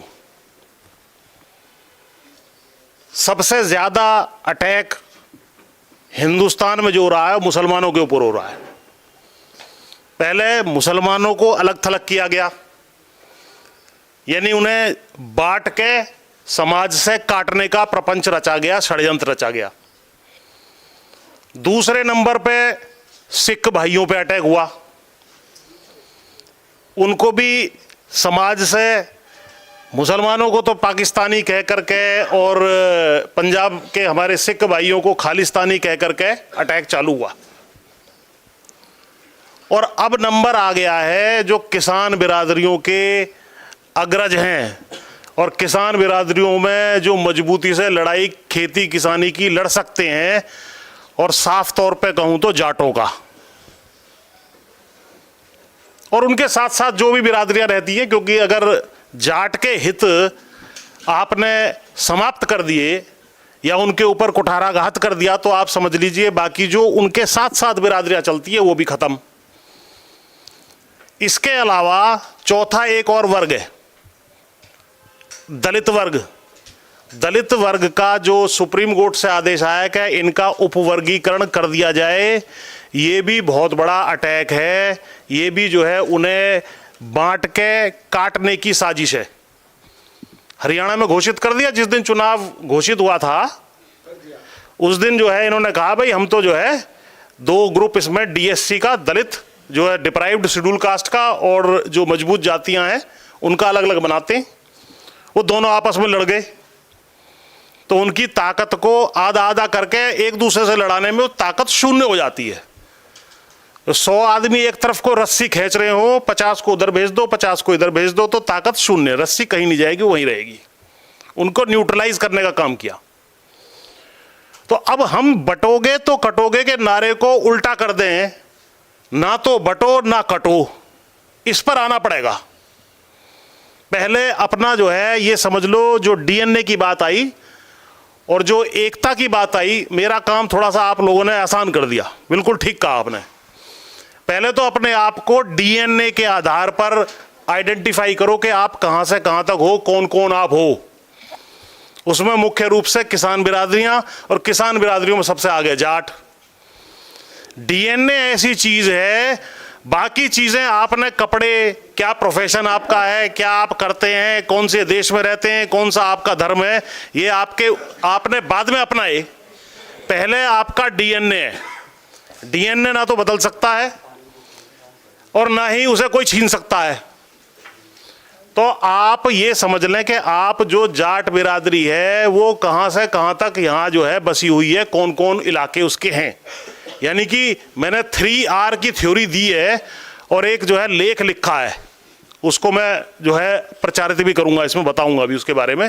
3R में पहली बात यह है कि ये आइडेंटिफाई करें कि पहले स्तर पर जो आपकी रेस है, भाई जाटों का आरक्षण छीनने के दौरान किस प्रकार से उनके ऊपर हमला हुआ, ताकि आपके बच्चे जो है सरकारी नौकरियों में, शिक्षा में ना जा सके, आप वहीं ठप हो जाएं और उनका जो है नशे का जो व्यापार है चलता रहे, और नशे के माध्यम से हमारी अगली पीढ़ी को समाप्त करने का षड्यंत्र चल रहा है।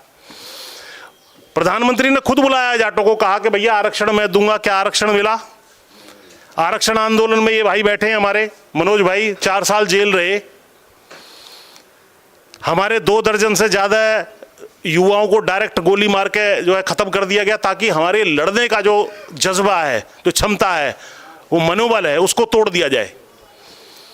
उसके बाद जो लड़ाई आई वो जो है किसान आंदोलन की आई। किसान आंदोलन के माध्यम से जो खेती किसानी हमारा पेशा है, जिसके माध्यम से हम लोग जो है आमदनी का जो जरिया है हमारा, उसको खत्म करने के लिए एमएसपी ना देनी पड़े, किसान आंदोलन और जमीनों पे हमारे कब्जा करने के लिए 3 कृषि कानून हमारे ऊपर लादे गए।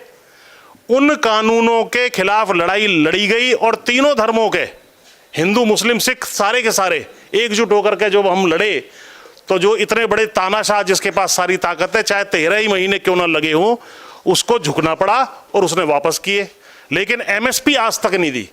आज भी हमारे भाई जो पंजाब से चले हुए थे, उसके साथ हरियाणा के किसान भी यहाँ खनौरी बॉर्डर पर, शंभू बॉर्डर पर बैठे हुए हैं, और 13 फरवरी से बैठे हुए हैं 2024 से, आज तक उनकी कोई सुनवाई नहीं हो रही है। इसी प्रकार से आपके खिलाफ जो है एक अग्निवीर योजना लाई गई, जिसके माध्यम से आपका एक रास्ता जो फौज में जाने का था, देश सेवा का था, उसको रोका जाए।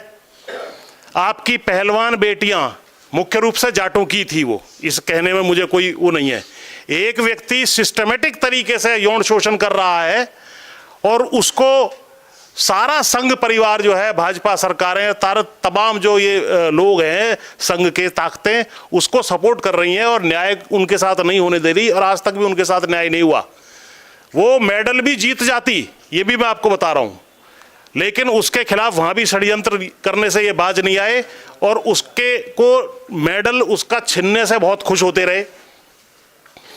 तो ये तमाम षड्यंत्र जो आपके ऊपर हो रहे हैं, और अंतिम षड्यंत्र और सबसे बड़ा षड्यंत्र आपकी राजनीतिक ताकत को खत्म करने का, 35 बनाम 1, जाट नॉन जाट, किसी टेलीविजन चैनल को खोल कर देख लो, जाट नॉन जाट।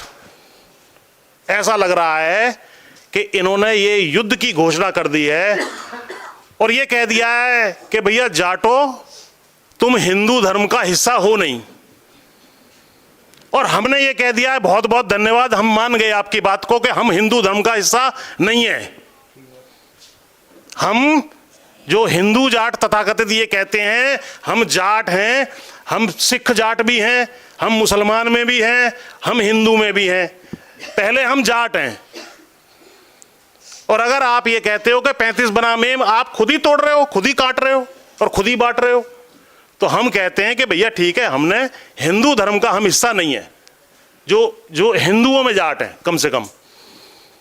तो अब पहला जो है रेस के रूप में अपने आप को एकजुट करो कि हम एक अलग नस्ल हैं, हमारा डीएनए एक है, चाहे किसी धर्म में वो हो। दूसरा है आर रीजियन। हमारा रीजियन कहां से है? हमारा रीजियन पाकिस्तान के पंजाब से लेकर के गंगा तक है और जम्मू से लेकर के राजस्थान तक है, राजस्थान के दक्षिण में 2-3 जिलों छोड़ करके ये आपका रीजियन है। इस रीजन में आपके पुरखे तब से बसे हुए हैं जब ये रीजन के टुकड़े, ये पाकिस्तान होगा, ये हिंदुस्तान होगा, ये पंजाब होगा, ये हरियाणा होगा, राजस्थान पश्चिम यूपी होगा, ये किसने बनाए? ये किसी पॉलिटिकल व्यक्ति ने बनाए, पॉलिटिकल ताकतों ने बनाए और आपको काटने छाटने का जो है ये षड्यंत्र था। तो आपको जो है 2 देशों में विभाजित किया गया और यहां पर अनेकों प्रदेशों में विभाजित किया गया। जाट आज की तारीख में हिंदू में भी है, मुसलमान में भी है, सिख में भी है और बिश्नोई जाट भी है। लगभग 70-80-90% वहां भी जो है जाट ही है। तो ये जो षड्यंत्र आपको 2 देशों, 3-4 धर्मों और 12-13 प्रदेशों में पाकिस्तान समेत किया गया है, ये तमाम लकीरों को मिटाने का वक्त आ गया है, क्योंकि इसके आगे जो बटने वाला है वो आपका सर्वनाश होना है, नस्ल बीज नाश होना है अब आपका। तो आप सब लोगों को, इस सारे इलाके को एकजुट करते हुए आप इस इलाके का कुछ नाम रखो। ये छोटी लड़ाई नहीं है, इस लड़ाई को आप जाटलैंड कह के रख लो या कोई और आपको नाम समझ में आए वो समझो, और अपने साथ बाकी तमाम लोगों को लेकर के चलो जो भी खेतीहर जातियां हैं। और सारे के सारे हम तो भाई अपने आप को मान चुके कि अब हम हिंदू नहीं रहे, हमें हिंदू धर्म से निष्कासित कर दिया गया है। तो हमारा दूसरा भाई जो जिस धर्म में है वो सिख धर्म है। सिख धर्म के तरफ आपको भारी पलायन संख्या में करना पड़ेगा। आज कर लो और कट के 10 साल बाद कर लो और 50 साल बाद कर लो या 100 साल बाद कर लो।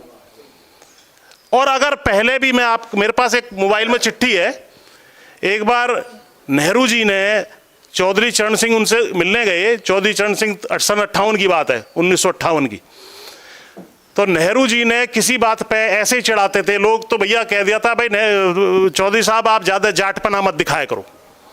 तो उन्होंने लंबी चौड़ी चिट्ठी उनको लिखी, उसमें एक सेंटेंस ये भी है कि ये जो तुम जाट कह के हमें तंग करते हो, परेशान करते हो, इसकी वजह से पाकिस्तान में और जो ये पंजाब जॉइंट पंजाब था उस वक्त का, 1890 से लेकर 1930 के 40 साल के पीरियड के अंदर ही 56% हिंदू जाट सिख बन गया या जो है मुसलमान धर्म में चला गया। ये तुम्हारी वजह से हुआ, किसी तलवार के बलबूते पे नहीं हुआ। और ये जो कंस्पिरेसी चल रही है, ये जो षड्यंत्र चल रहा है, ये रुकने वाले नहीं है। अब गोत्रों में बांटो, अब पार्टियों में बांटो, अब ये यूपी का जाट, ये हरियाणा का जाट, ये दिल्ली का जाट, ये पंजाब के सिख जाट, ये राजस्थान के जाट, इसमें बांटो, इनको जो है एक दूसरे से भिड़ाओ। और इस लड़ाई को यहाँ नहीं, अब अंतर्राष्ट्रीय स्तर पर लड़ो।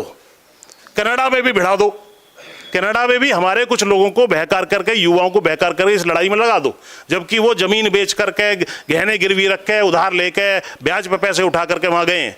उनको भी इस बात को जो है मजबूती से समझना होगा कि भाई आप लोगों को वहां लड़ने के लिए भेजा जो नहीं गया है, आपको वहां पढ़ने के लिए भेजा गया है, अपना करियर बनाने के लिए भेजा गया है। आपको इनका जो है बंदूक नहीं, जो है कंधा नहीं देना है, ना बंदूक देनी, इन पर कंधा भी नहीं है, इन पर बंदूक भी नहीं है, केवल उकसाते हैं आपको। और आप जाकर के जो आपके सच्चे साथी हैं, जो आपके भाई हैं, जो आपका खून है, जो आपके हर सुख दुख में खड़े हुए हैं, अगर जाटों पे कोई मुसीबत आए तो सबसे पहले ट्रैक्टर ट्रॉलियां कौन जोड़ेगा भाई? सिख भाई आएंगे या ये आ जाएंगे हमें बचाने के लिए? संगी तो कहेंगे इनको जितना काटना बांटना है, आपस में लड़ाना, ये करते रहो, तुम्हारी सत्ता कायम रहेगी। तीसरी बार भी सरकार बना गए तुम्हारे सामने, कुछ कर पाए? क्योंकि तुम आपस में बटे हुए हो। इसलिए ये क्षेत्र की रेखाएं मिटाओ, धर्म की रेखाएं मिटाओ और ब्लड के अनुसार जो है एकजुट हो जाओ।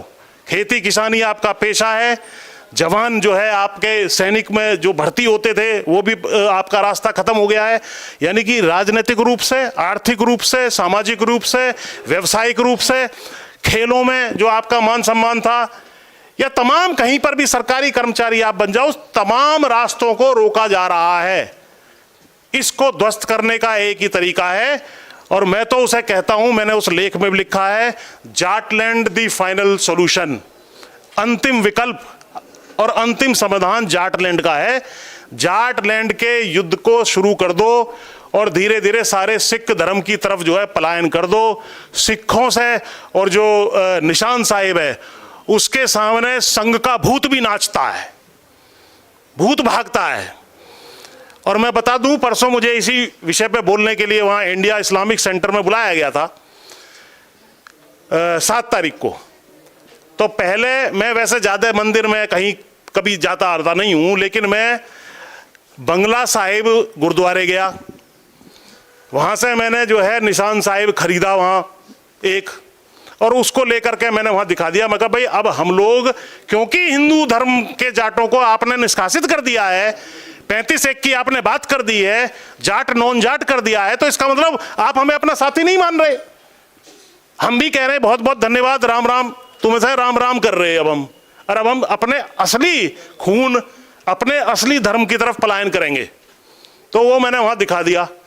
वहाँ जो है तमाम लोगों ने उस चीज़ को बड़ा एप्रिशिएट किया कि ये ठीक है। और ये चीज़ भी मुसलमानों में जा चुकी कि भैया आपको इस इलाके में कोई आपकी रक्षा कर सकता है तो वो जाट ही कर सकें, और तुम्हारी रक्षा भी कोई नहीं कर सकता।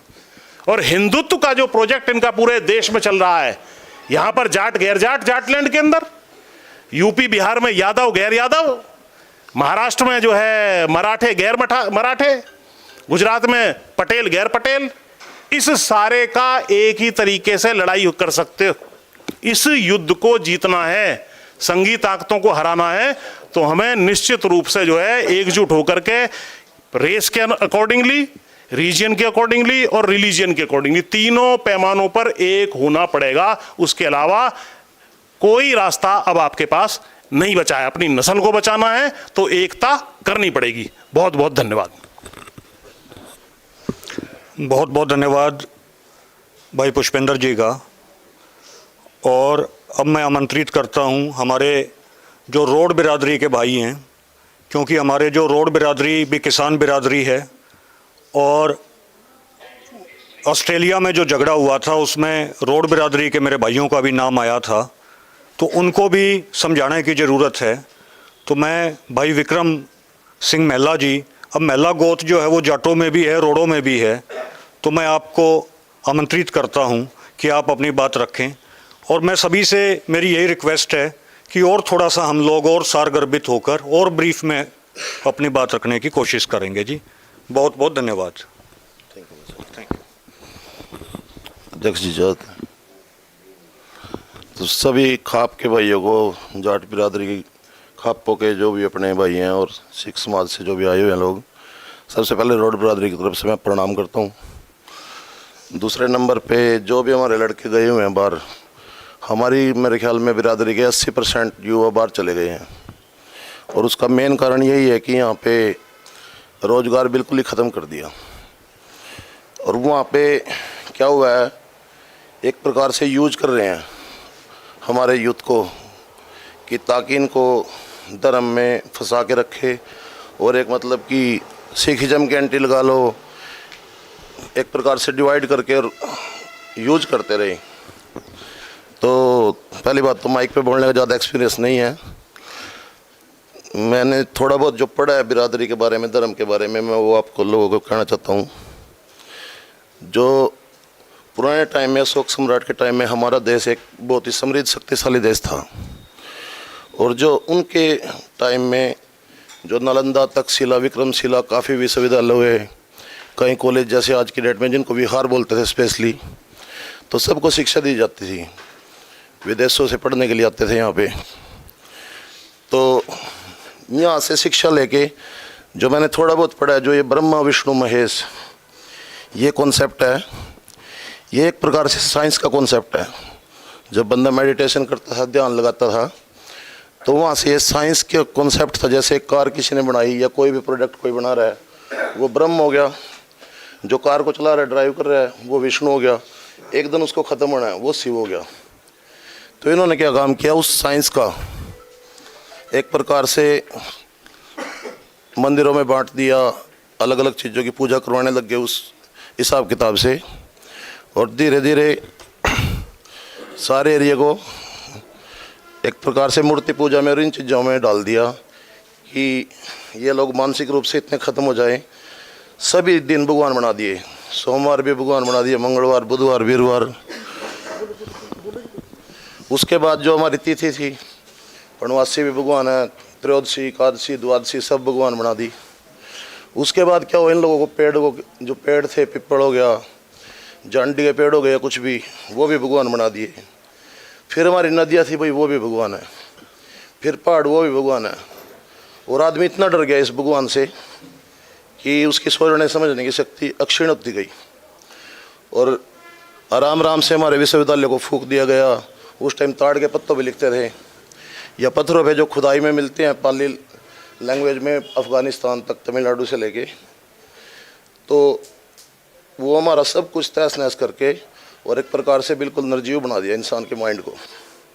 अभी आराम आराम से थोड़ा थोड़ा, जैसे बहुत सारे मतलब कि जो हमारे क्या बोल सकते हैं, मनोवैज्ञानिक लगा लो या हमारे संत लगा लो, वो ढूंढ ढूंढ के लाए हैं एक चीज़ को कि अपने लोगों को दोबारा जागरूक कर सके। तो अभी समाज थोड़ा थोड़ा जागरूक हो रहा है। बट क्या हुआ कि जैसे आरएसएस है, डॉक्टर हेडगेवार को देख लो, गोवलीकर को देख लो, बाला साहब देवरस को देख लो। उसके बाद अब तक जो भी 8-9 इनके सर संचालक हुए हैं, उनमें एक रज्जू भैया हुए हैं जो ठाकुर समाज से थे, लेकिन उनकी कोई शादी नहीं, कोई कुछ नहीं। उसके बाद हिंदू महासभा का निर्माण किया, वीर सावरकर, आप देख लो उनका जाति देख लो, उनकी क्या मानना है क्या नहीं। और जो काफ़ी सारे जो पाकिस्तान बनाया, उनमें भी कई लोग मुसलमान बन के खड़े हो गए, वो भी एक स्पेसिफिक जाति से थे। आज की डेट में हमारी वित्त मंत्री निर्मला सीतारमण, एस जयशंकर, अजीत डोभाल, जो प्रधानमंत्री के मुख्य सचिव है नृपेंद्र मिश्रा, अभी ये लगा लो हरियाणा के अंदर सरकार आई है, तो कहाँ से आया है जो CS है, चीफ सेक्रेटरी, वो भी विपिन जोशी। फिर आप चले जाओ सेना के अंदर, सेना के अंदर भी वही सब कुछ है, जो मतलब कि एक स्पेसिफिक जाति के लोग वहाँ पे बैठा दिए।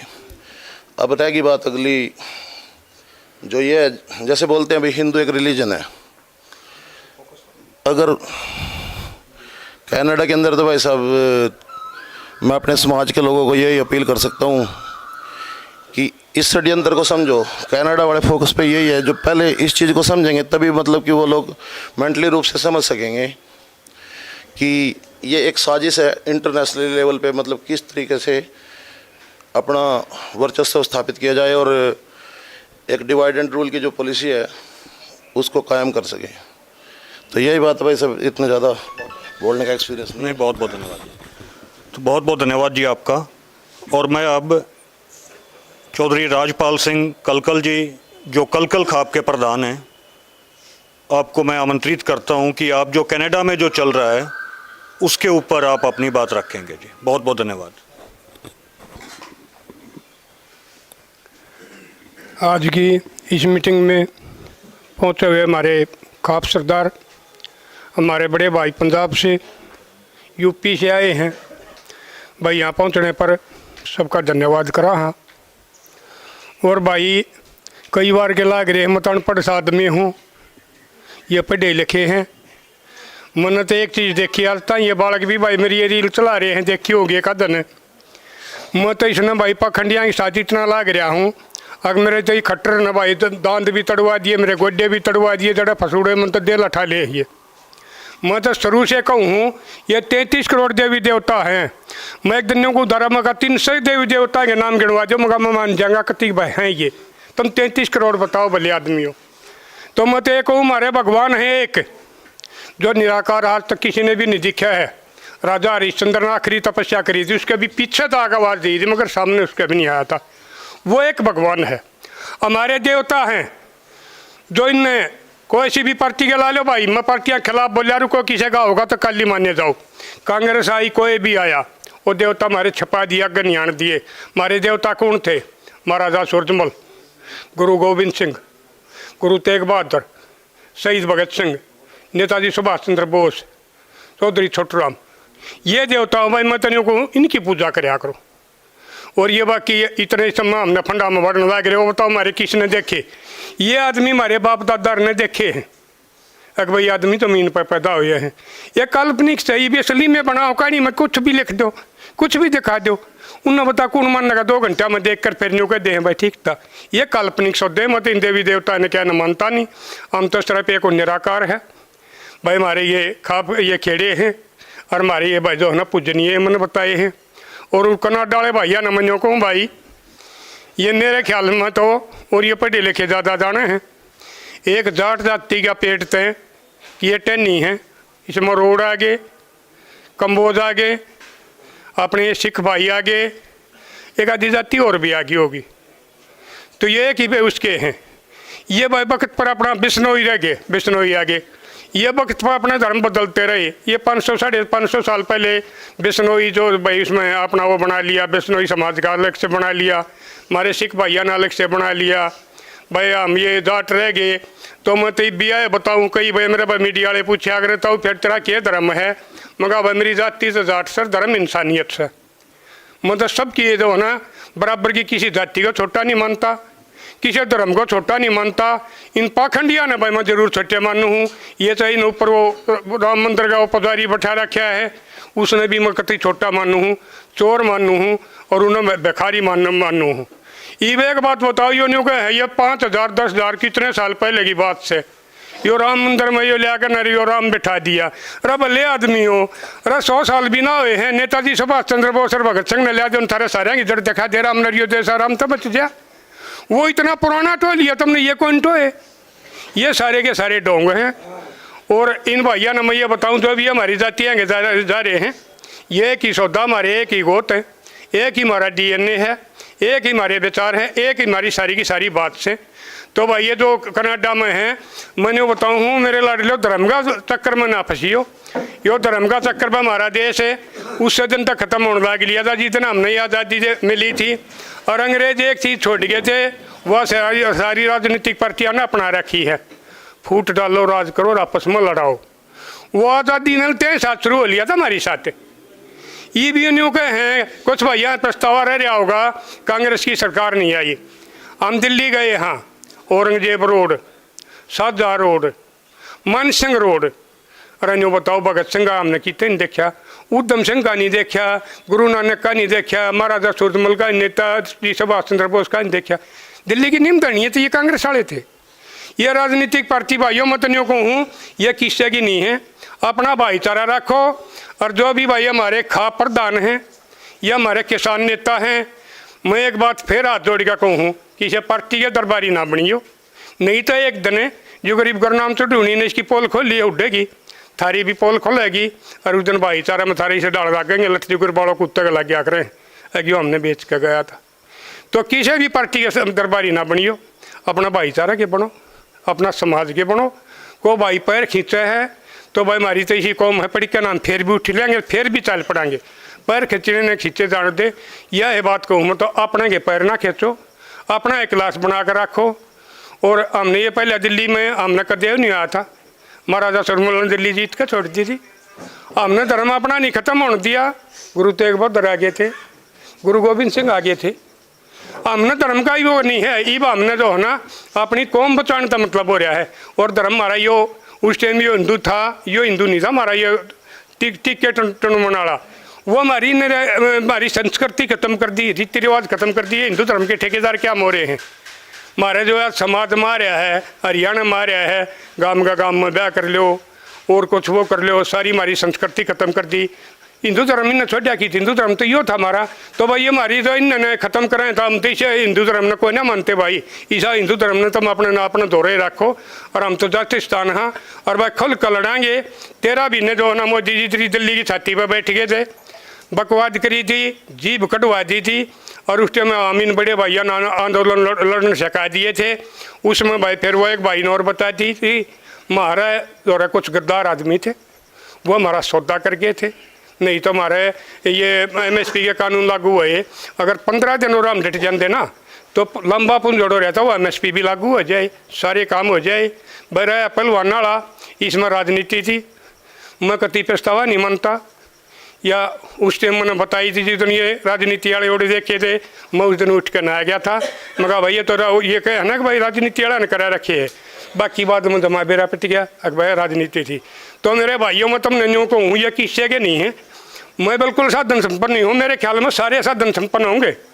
बहुत छोरा मेरे घर बैठे हैं, कोई रोजगार नहीं, रेड कैरी का जमींदार हूँ, अपने उसमें काम चला रहा हूँ। 2 भाई जड़े बलाऊँ हैं, उड़े जाऊँ समाज के लिए। आज फिर बताऊँ हूँ, इस आदमी ने कोई से दुआ जोड़ लिया, उड़े गाड़ी ने पाट देगा, खिंची हुई ना गोडे बेशक टूट जाइए, उल्टा नहीं हटेगा। और ना आज तक किसी जो है ना मन दरबार इसका ये अपने राजनीतिक पार्टियाँ का कोई सलूट कराया। मेरा छोरा ने नौकरी ला दे, मेरी बहू ने नौकरी ला दे, पढ़े लिखे हैं दोनों। तो अपना समाज ने बड़ा मानो, अपनी एकता ने बड़ा मानो। और इसमें भाई सरकार कोई सी भी आ लियो, सरकार हमारी नहीं है।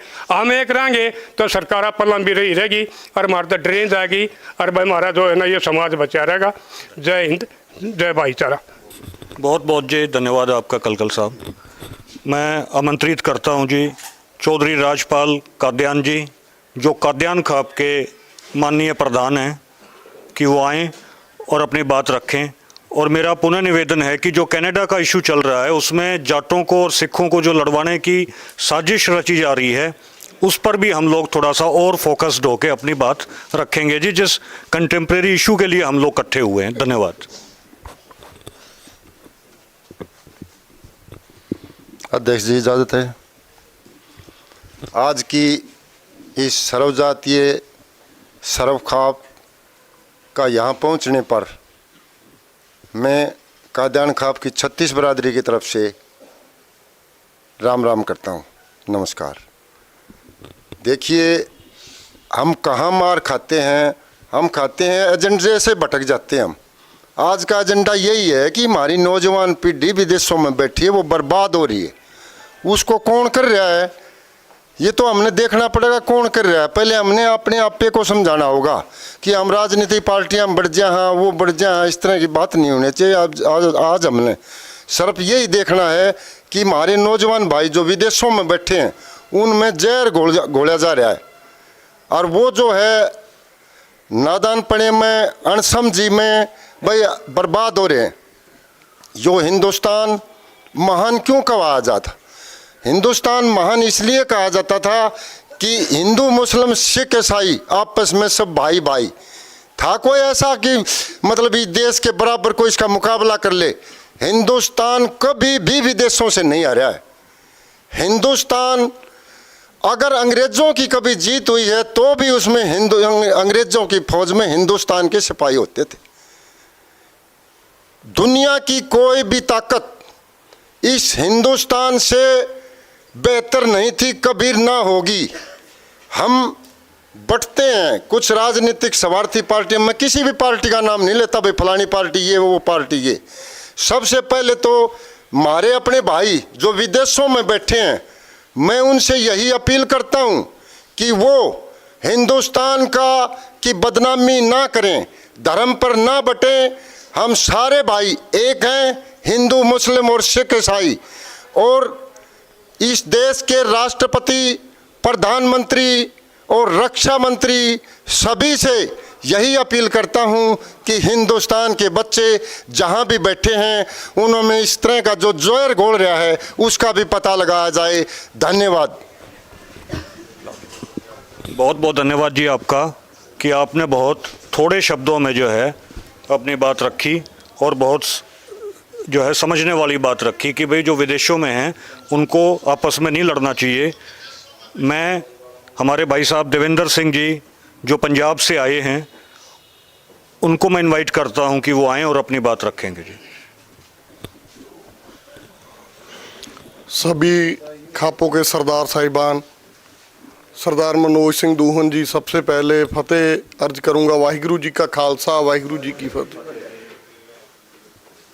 हमें बात समझनी पड़ेगी कि हमें क्यों बांटा जा रहा है। तो जब उस तरफ हम जाते हैं तो हमें देखना पड़ेगा कि जब पंजाब इकट्ठा था 47 के पहले, उस समय पंजाब कैसा था, उसकी लीडरशिप कैसी थी।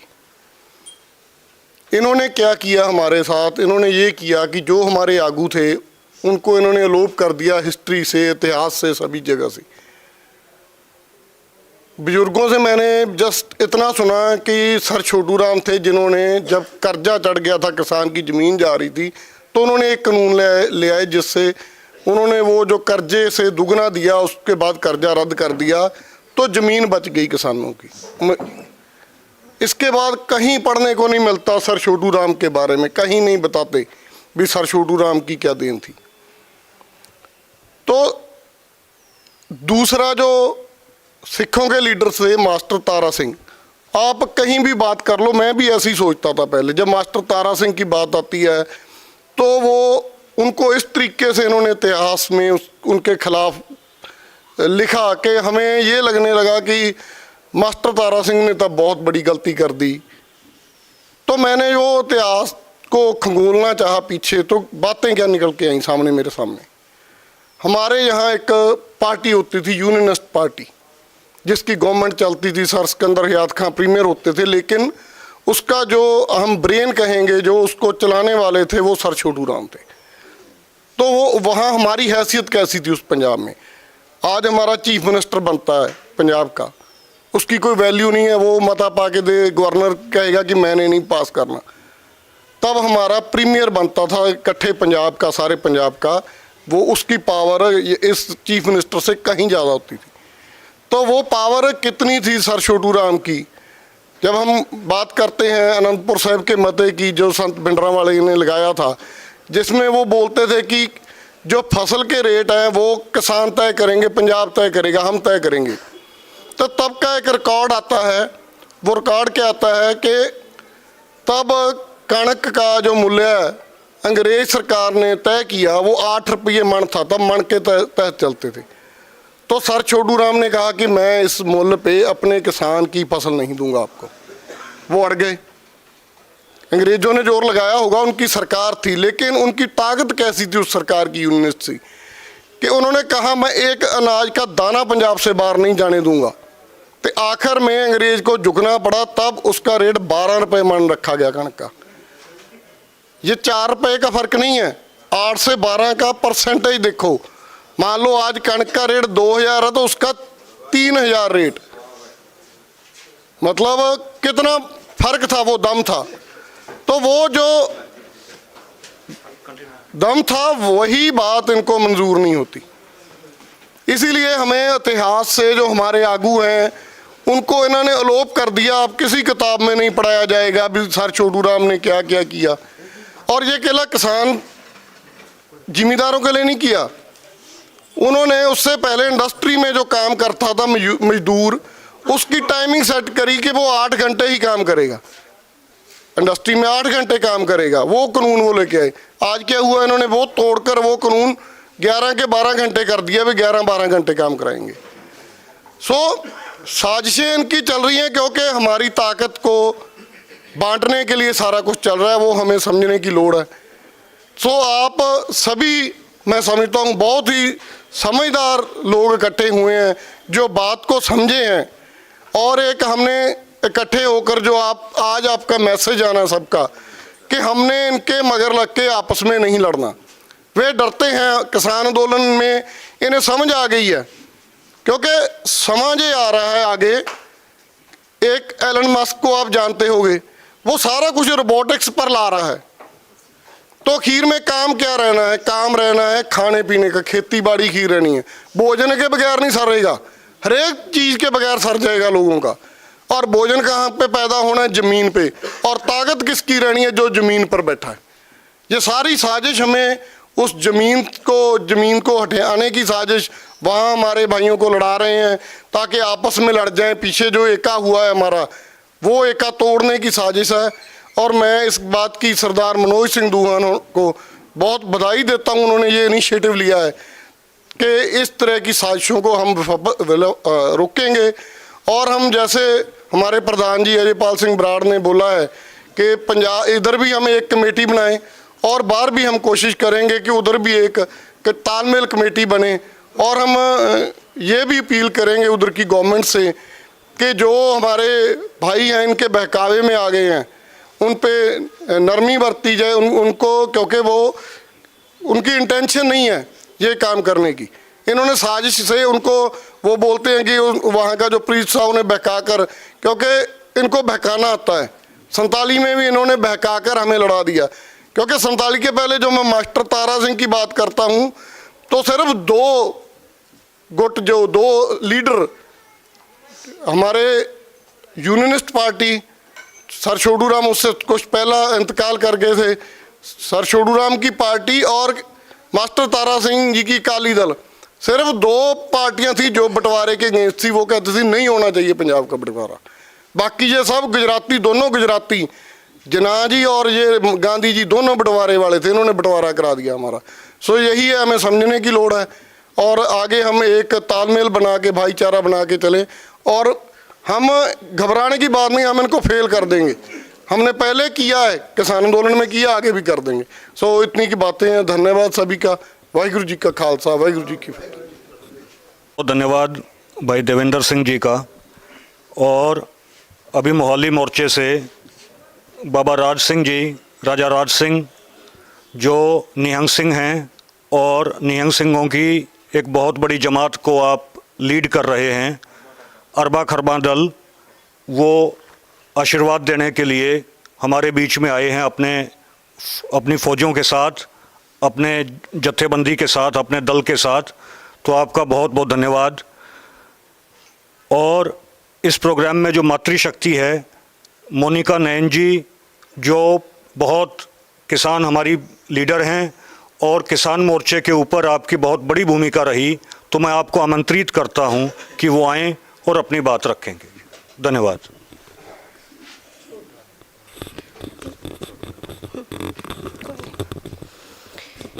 यहाँ पर उपस्थित सभी को मेरी हाथ जोड़कर राम राम। मैं मोनिका नैन। आप एक बात सोचो, आप सब मेरे से बड़े हो, बुद्धिजीव हो, सिर्फ हमारे बच्चों को टारगेट क्यों करा जा रहा है? क्योंकि इस जो आरएसएस है, इन्हें पता है कि जो सबसे लड़ाकू कौम है वो सिख और जाट कौम है। इसी वजह से हमारे बच्चों को टारगेट कर रही है। जाट आंदोलन हमने लड़ा, हमारे पंजाब वाले साथियों ने, हरियाणा वालों ने मिलकर अपनी किसानी को हमने बचाया। सरकार हर रोज़ के एक नए कानून लाकर हमारे ऊपर थोप रही है। इन्हीं कानूनों के हम विरोध कर रहे हैं। हमारे सिख भाई भी विरोध कर रहे हैं, हमारी जाट कौम भी विरोध कर रही है उनकी। तो सरकार को कहीं ना कहीं इस बात का डर है कि अगर सिख और जाट एक हो गए तो हमारी वो पेच चालन नहीं देवेंगे।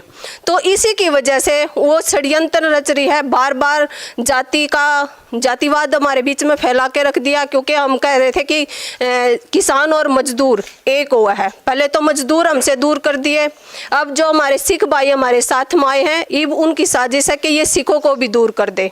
जो ये कनाडा में षड्यंत्र रचा जा रहा है, ये हमारे बच्चों को, मैं अपने बच्चों से स्पेशली निवेदन कर रही हूँ हाथ जोड़कर कि बेटा, आप अपनी कोई ज़मीन बेच कर गया है, वहाँ पे कोई टूम टेक कर गया है, कोई कर्जा लेकर गया है, आप अपने समाज का, अपने माँ बाप का मान सम्मान बढ़ाने के लिए विदेश में गए हो, पढ़ाई करने के लिए विदेश में गए हो। जो ये इस तरह के झंडे गिरा कर धर्म के नाम पे आप सबको बांटने का काम करने लग रहे हैं ना, तो आप इन पचेड़ों में मत ना पड़ो। इन पचेड़ा में पड़न खातिर तो हमारे बड्डे बैठे हैं जो ये मंडासे आड़े हैं। ये लड़ाई हम लड़ लेंगे। और सबसे बड़ा धर्म तो अपना माँ बाप है। आप अपने माँ बाप ने छोड़कर विदेश में गए हो तो अपने माँ बाप पे ध्यान दो।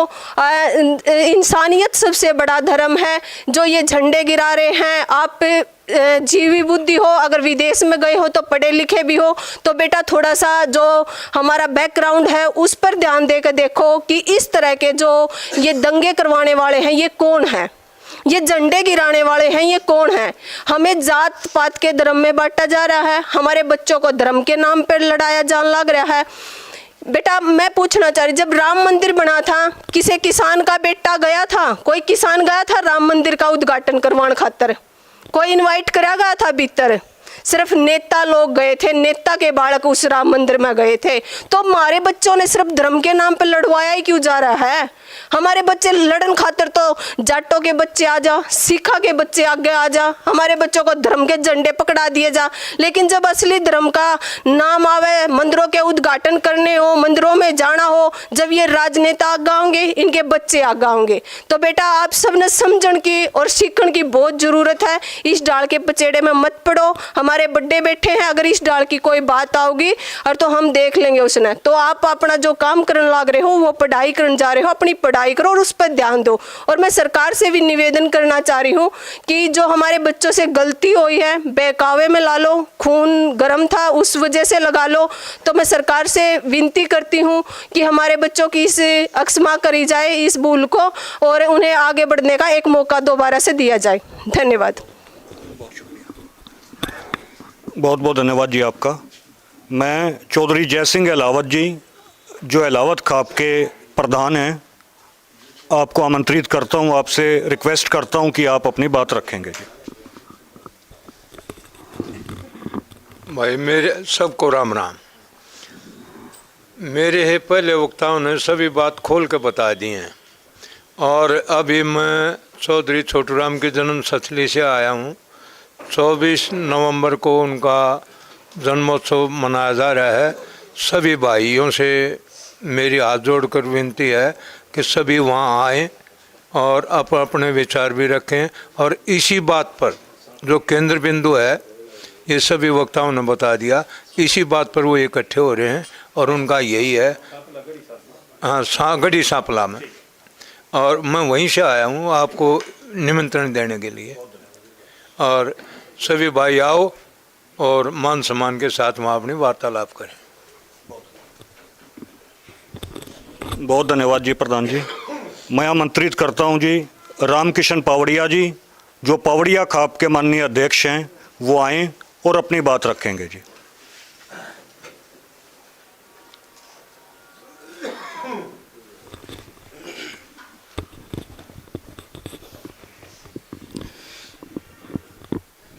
आज की सभा के अध्यक्ष, पंजाब, यूपी, सब हर जगह से आए हुए खाप सरदारी, सबको मेरी नमस्कार।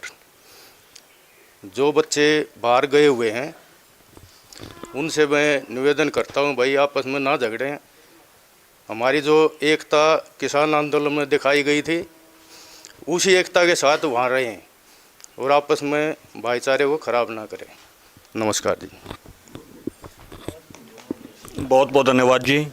मैं एडवोकेट पूनम आर्य जी, जो Punjab and Haryana high court में एडवोकेट हैं, और पीछे आपकी एक वीडियो भी वायरल हुई है, आपसे रिक्वेस्ट करता हूं कि आप आएं और अपनी सारगर्भित बात रखेंगे जी।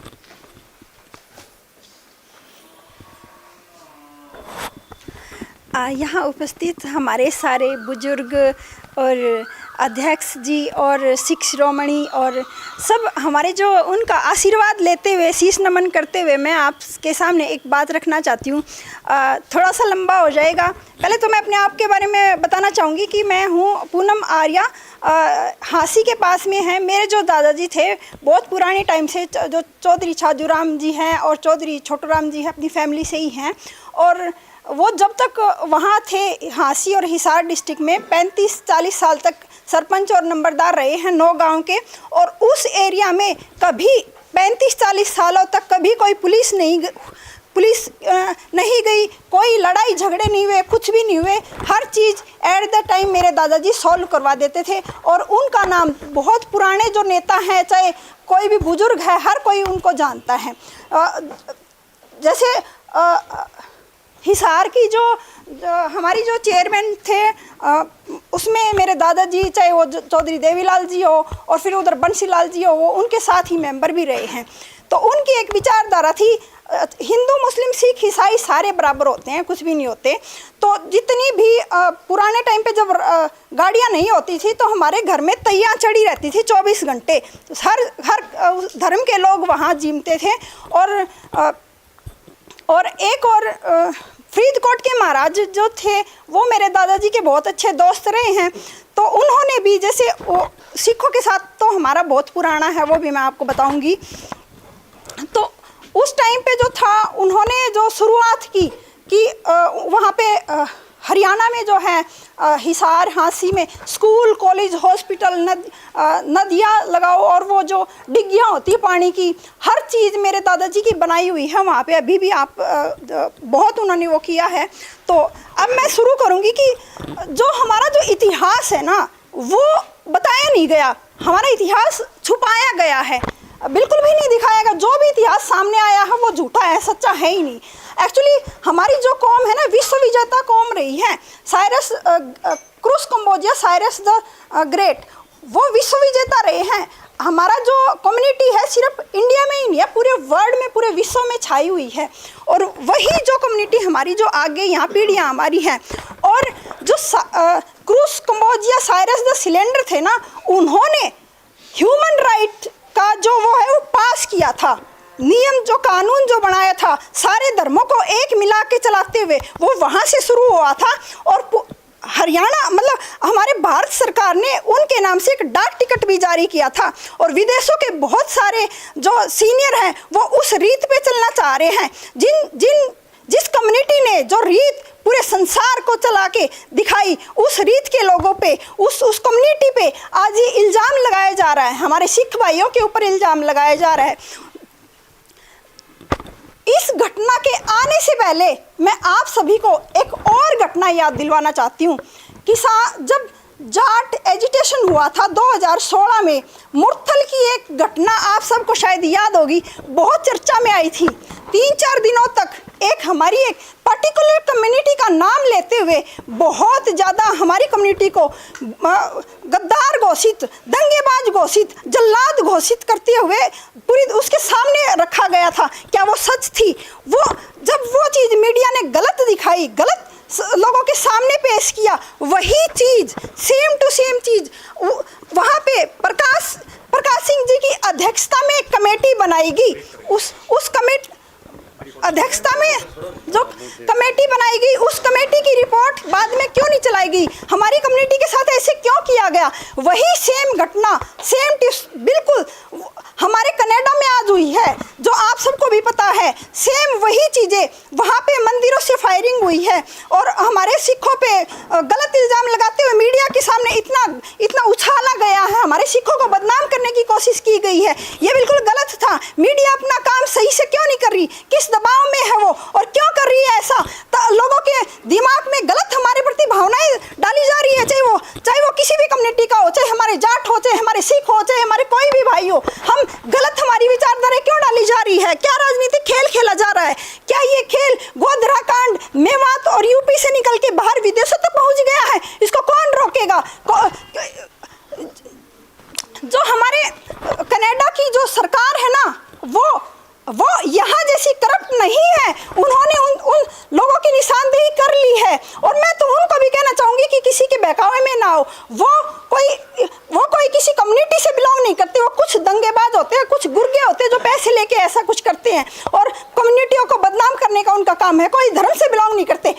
कोई भी धर्म हमें ये नहीं देता कि तुम किसी मंदिर में जाके ये सब करो। कोई भी धर्म इजाज़त नहीं देता। सभी धर्मों में प्यार प्रेम की भावनाएं हैं। तो ऐसा क्यों हमारे सिखों के साथ में उनको क्यों टारगेट किया जा रहा है? जो दर्द हमें मुरथल कांड में हमें जाटों को महसूस हुआ, उस चीज़ को जब हमारे सिख भाई नहीं समझ पाए, लेकिन आज हम सिख भाइयों का दर्द बहुत अच्छे से समझ रहे हैं कि आज उनके ऊपर क्या बीत रही है। जो सिचुएशन हमने उस समय झेली, वो आज हम झेल रहे हैं और हम इनका साथ कंधे से कंधा मिला के खड़े हैं।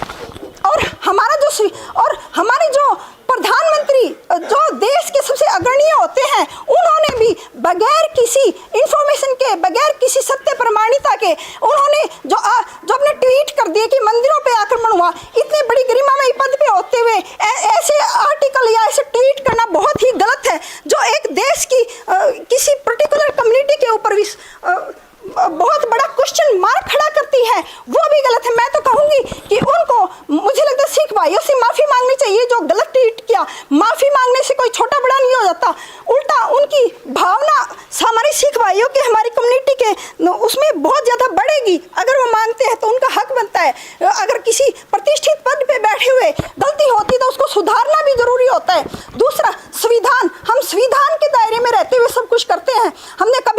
नहीं किया। और मैं खुद वकील होते हुए इस चीज़ को बोलती कि हमने हमेशा, चाहे वो कोई भी कम्युनिटी, चाहे हमारी जाट हो या तुम्हारी सिख भाई हो, हमेशा प्यार, प्रेम, सद्भावना, भाईचारे का संदेश दिया है। हमें ये गलत डायरेक्शन में क्यों पेश कर रहे हैं? हमें इस चीज़ की तरफ हम सबको ध्यान देना पड़ेगा कि ऐसा क्यों हो रहा है, हमारी कम्युनिटी को सॉफ्ट टारगेट क्यों बनाया जा रहा है। ज़मीन के ऊपर भी, अगर मैं काफ़ी लंबा हो जाएगा, मैं इतना नहीं कहना चाहूँगी, तो सिर्फ मैं यही चाहती हूँ कि आप लोग जो है, जैसे दुवन साहब ने कहा कि हमारी एक जो है आइडियोलॉजी, हमारी चौधरी छोटूराम जी की आइडियोलॉजी, महाराजा सूरजमल जी की आइडियोलॉजी, गुरु नानक देव जी की आइडियोलॉजी को लेके चलते हुए हमारे जो है पंजाब, हरियाणा ही नहीं, हमारा जाट तो पूरे इंडिया में है, उन सब के साथ हमारी एक कमेटी बननी चाहिए। कोई भी डिसीजन होते हैं उसके थ्रू होने चाहिए, ताकि हमारी कम्युनिटी का कोई गलत मिसयूज़ ना करे। और आप सभी को मैं धन्यवाद करती हूँ कि मुझे ये मौका दिया। Thank you. बहुत बहुत धन्यवाद जी आपका। और मैं आमंत्रित करता हूं जी डॉक्टर जोगिंदर मौर्य, जो लॉ में प्रोफेसर हैं, और ये प्रोग्राम जो है हम अभी 2:45 हुए हैं लगभग, तो 3:20 तक कंक्लूड कर देंगे। बहुत बहुत धन्यवाद जी। माननीय अध्यक्ष जी, इजाज़त है। आज सारी सरदारी सिख समाज और संत समाज को सबको प्रणाम करता हूँ। समाज के सामने दो प्रकार की समस्याएं आती हैं। एक लंबी समस्याएं होती हैं, जिनको लंबी दूरी की समस्याएं होती हैं, हम लंबे तरीके से उनको लंबे समय से करके उनको देखते हैं। कुछ वर्तमान की समस्याएं आती हैं। आज हमारे समाज के सामने एक वर्तमान की समस्या जो कनाडा के विवाद से आई है, आज उस वर्तमान की समस्या पे हम बात करें और उसको कैसे करें। पहले तो मैं मोर खाप की तरफ से और सभी भाइयों से, जो परिवार से बाहर जाता है, बात अकेला किले बेच के गया है या किस प्रकार से गया है ये भी नहीं है। जो परिवार से बाहर जाता है, परिवार को उसकी चिंता होती है, और आज संपूर्ण परिवार को अपने भाइयों की चिंता है। और हम इस मंच के माध्यम से, इस पंचायत के माध्यम से अपने परिवार के सभी बच्चों से हाथ जोड़ के विनती कर रहे हैं कि वो अपने अंदर जो है प्यार प्रेम बना के रखें और इस बात को यहीं पे रोकें। पहली चीज़ तो ये घटना है यहाँ की यहाँ रुके, किस प्रकार से रुके, इस पे हमें विचार करना होगा।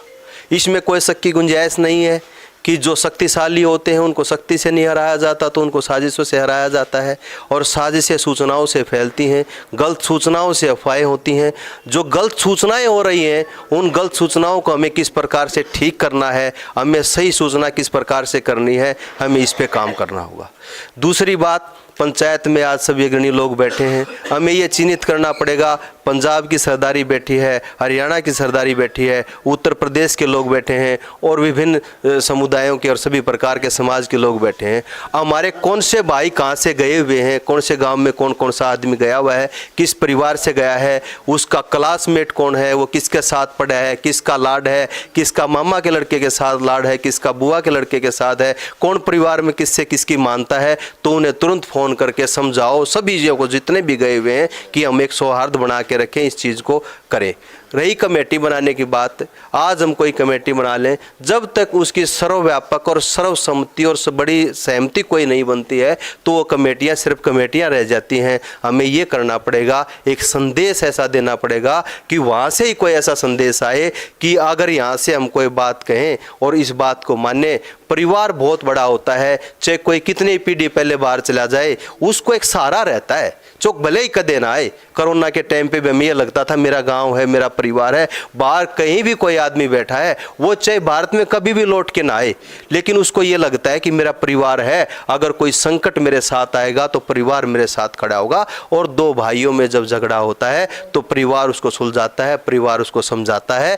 तो इसलिए आज परिवार की जिम्मेदारी बनती है, ये सारे परिवार की जिम्मेदारी बनती है कि हमें उनको कैसे समझाना है, सही सूचनाओं को किस प्रकार से हमें पहुंचाना है, इन पे हमें काम करना पड़ेगा। समय की सीमाएं हैं, मैं आप सबका और पुनः मैं अपने सभी सिख भाइयों का और वहाँ सभी समुदाय का, सारे हमारे भाई इस परिवार से निकले हुए भाई गए हैं, उन भाइयों को बहुत ही तरीके से समझना होगा। आपस में ही भाई लड़ेंगे तो फिर दूसरे तो जो है वो फायदा उठाएंगे। बहुत बहुत धन्यवाद। बहुत बहुत धन्यवाद डॉक्टर साहब की, आपने समय सीमा में अपनी बात कही और बहुत सारगर्भित बात कही। मैं सरदार परमजीत सिंह जी को आमंत्रित करता हूं कि वो आएँ और अपनी बात रखेंगे। आ जाओ जी भाई साहब।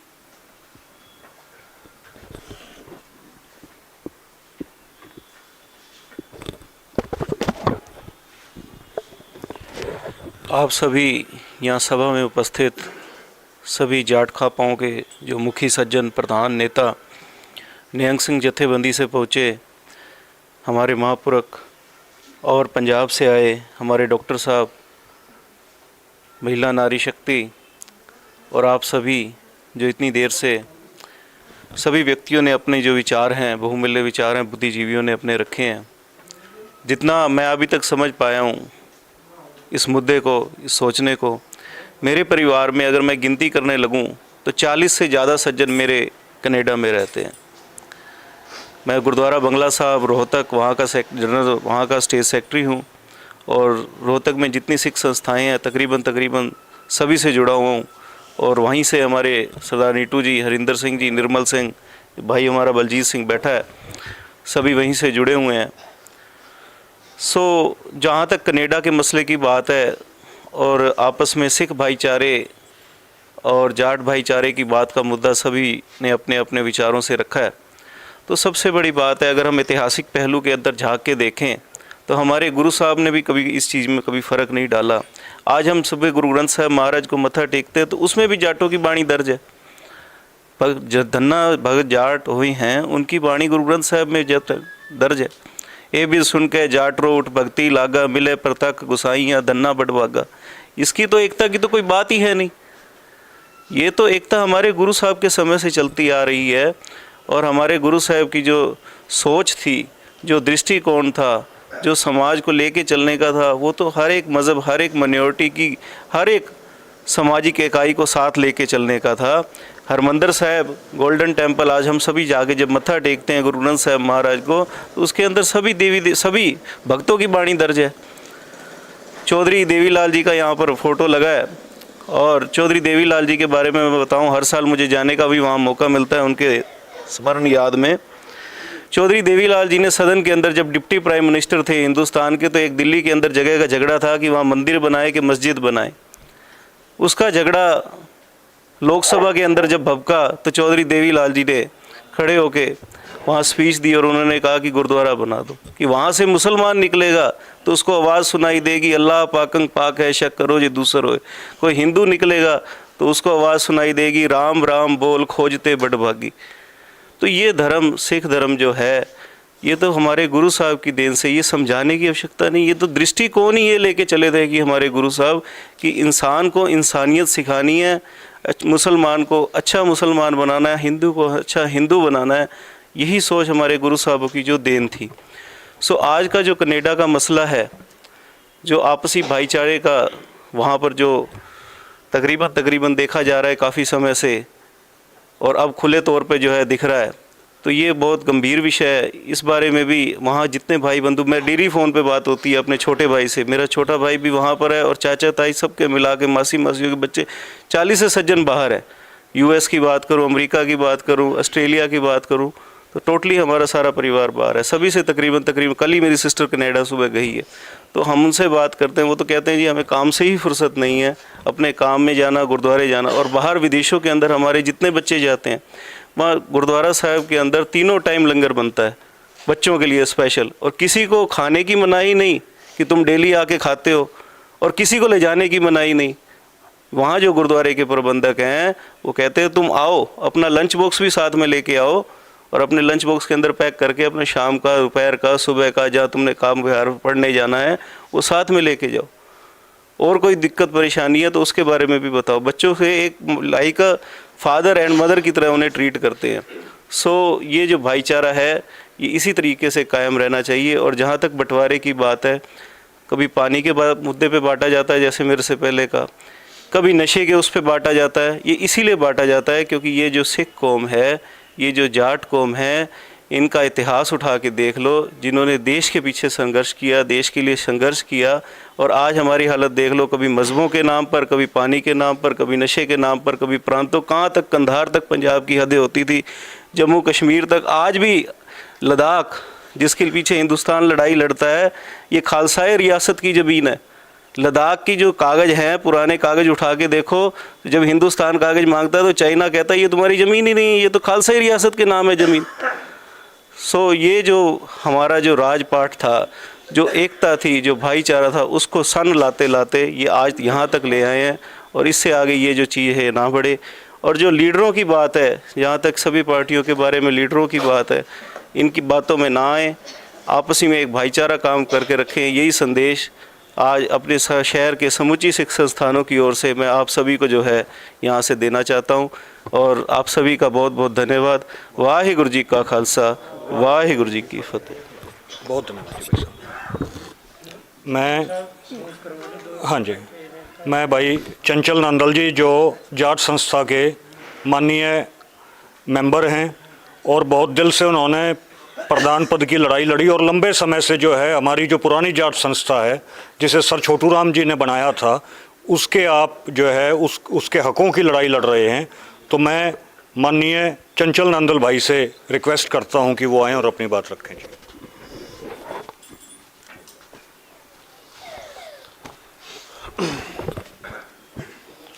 बहुत ही सम्मानित आज की सभा के प्रधान मास्टर देवराज नंदल जी व समस्त हरियाणा से आई खाप सरदारी व सिख संगत, सबका यहाँ पहुँचने पर हम स्वागत करते हैं। स्वागत इसलिए कहा कि यहाँ जहाँ बैठे हो ये नंदल गोत्र की धरती है, तो आपका स्वागत करते हैं। और जो बातें अभी कनाडा को लेके या ऑस्ट्रेलिया को लेके हुई, बहुत सारे हमारे बुद्धिजीवी थे जिन्होंने सारी बातें अपनी रखी।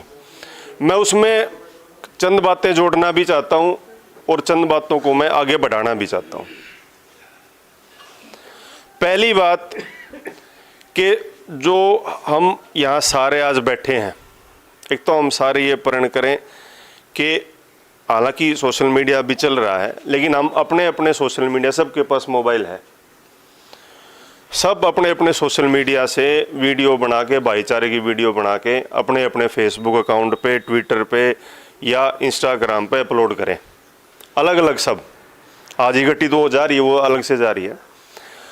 उससे क्या होगा कि सोशल मीडिया का बहुत बड़ा दायरा है। आज आपने एक चीज़ अभी डाली, क्या पता 5 मिनट में वो कनाडा में पहुंच जाए, ऑस्ट्रेलिया पहुंच जाए, अमेरिका पहुंच जाए, सब देखें।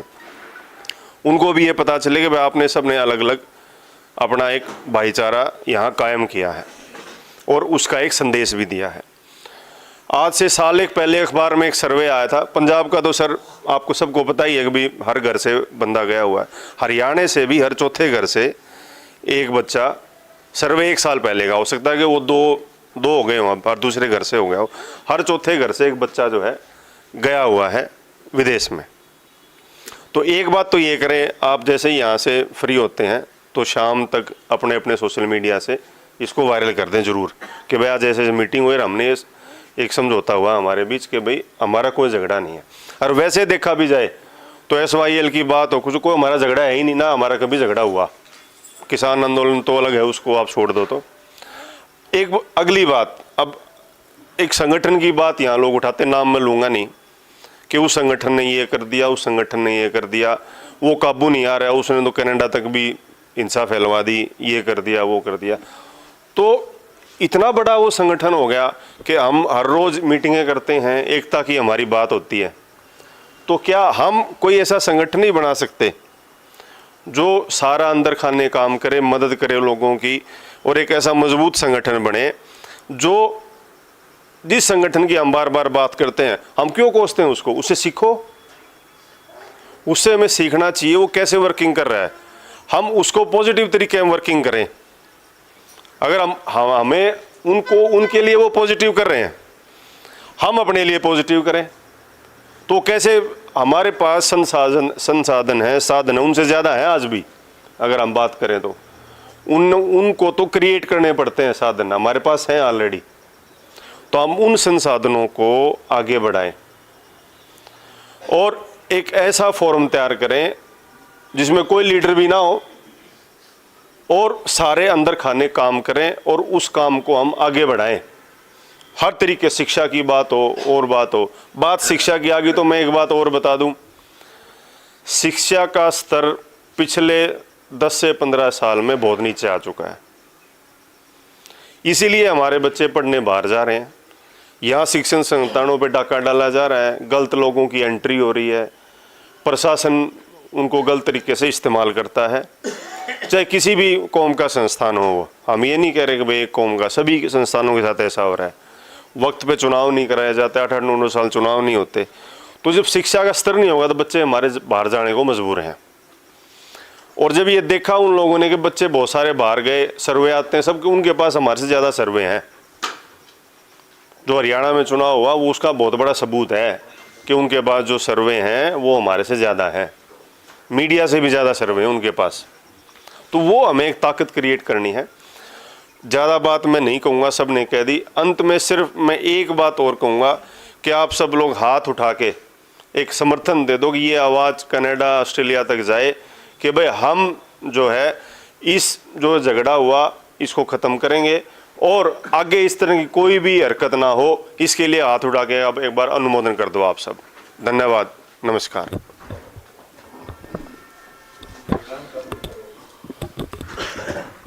बहुत बहुत धन्यवाद चंचल नांदल भाई। मैं आमंत्रित करता हूं भाई प्रदीप हुड्डा जी, जिनसे हमने रिक्वेस्ट की थी कि हम आपके ऑफिस में जो है ये चर्चा करना चाह रहे हैं, तो आपने खुद पहल करके जो है इसकी हमें परमिशन दी।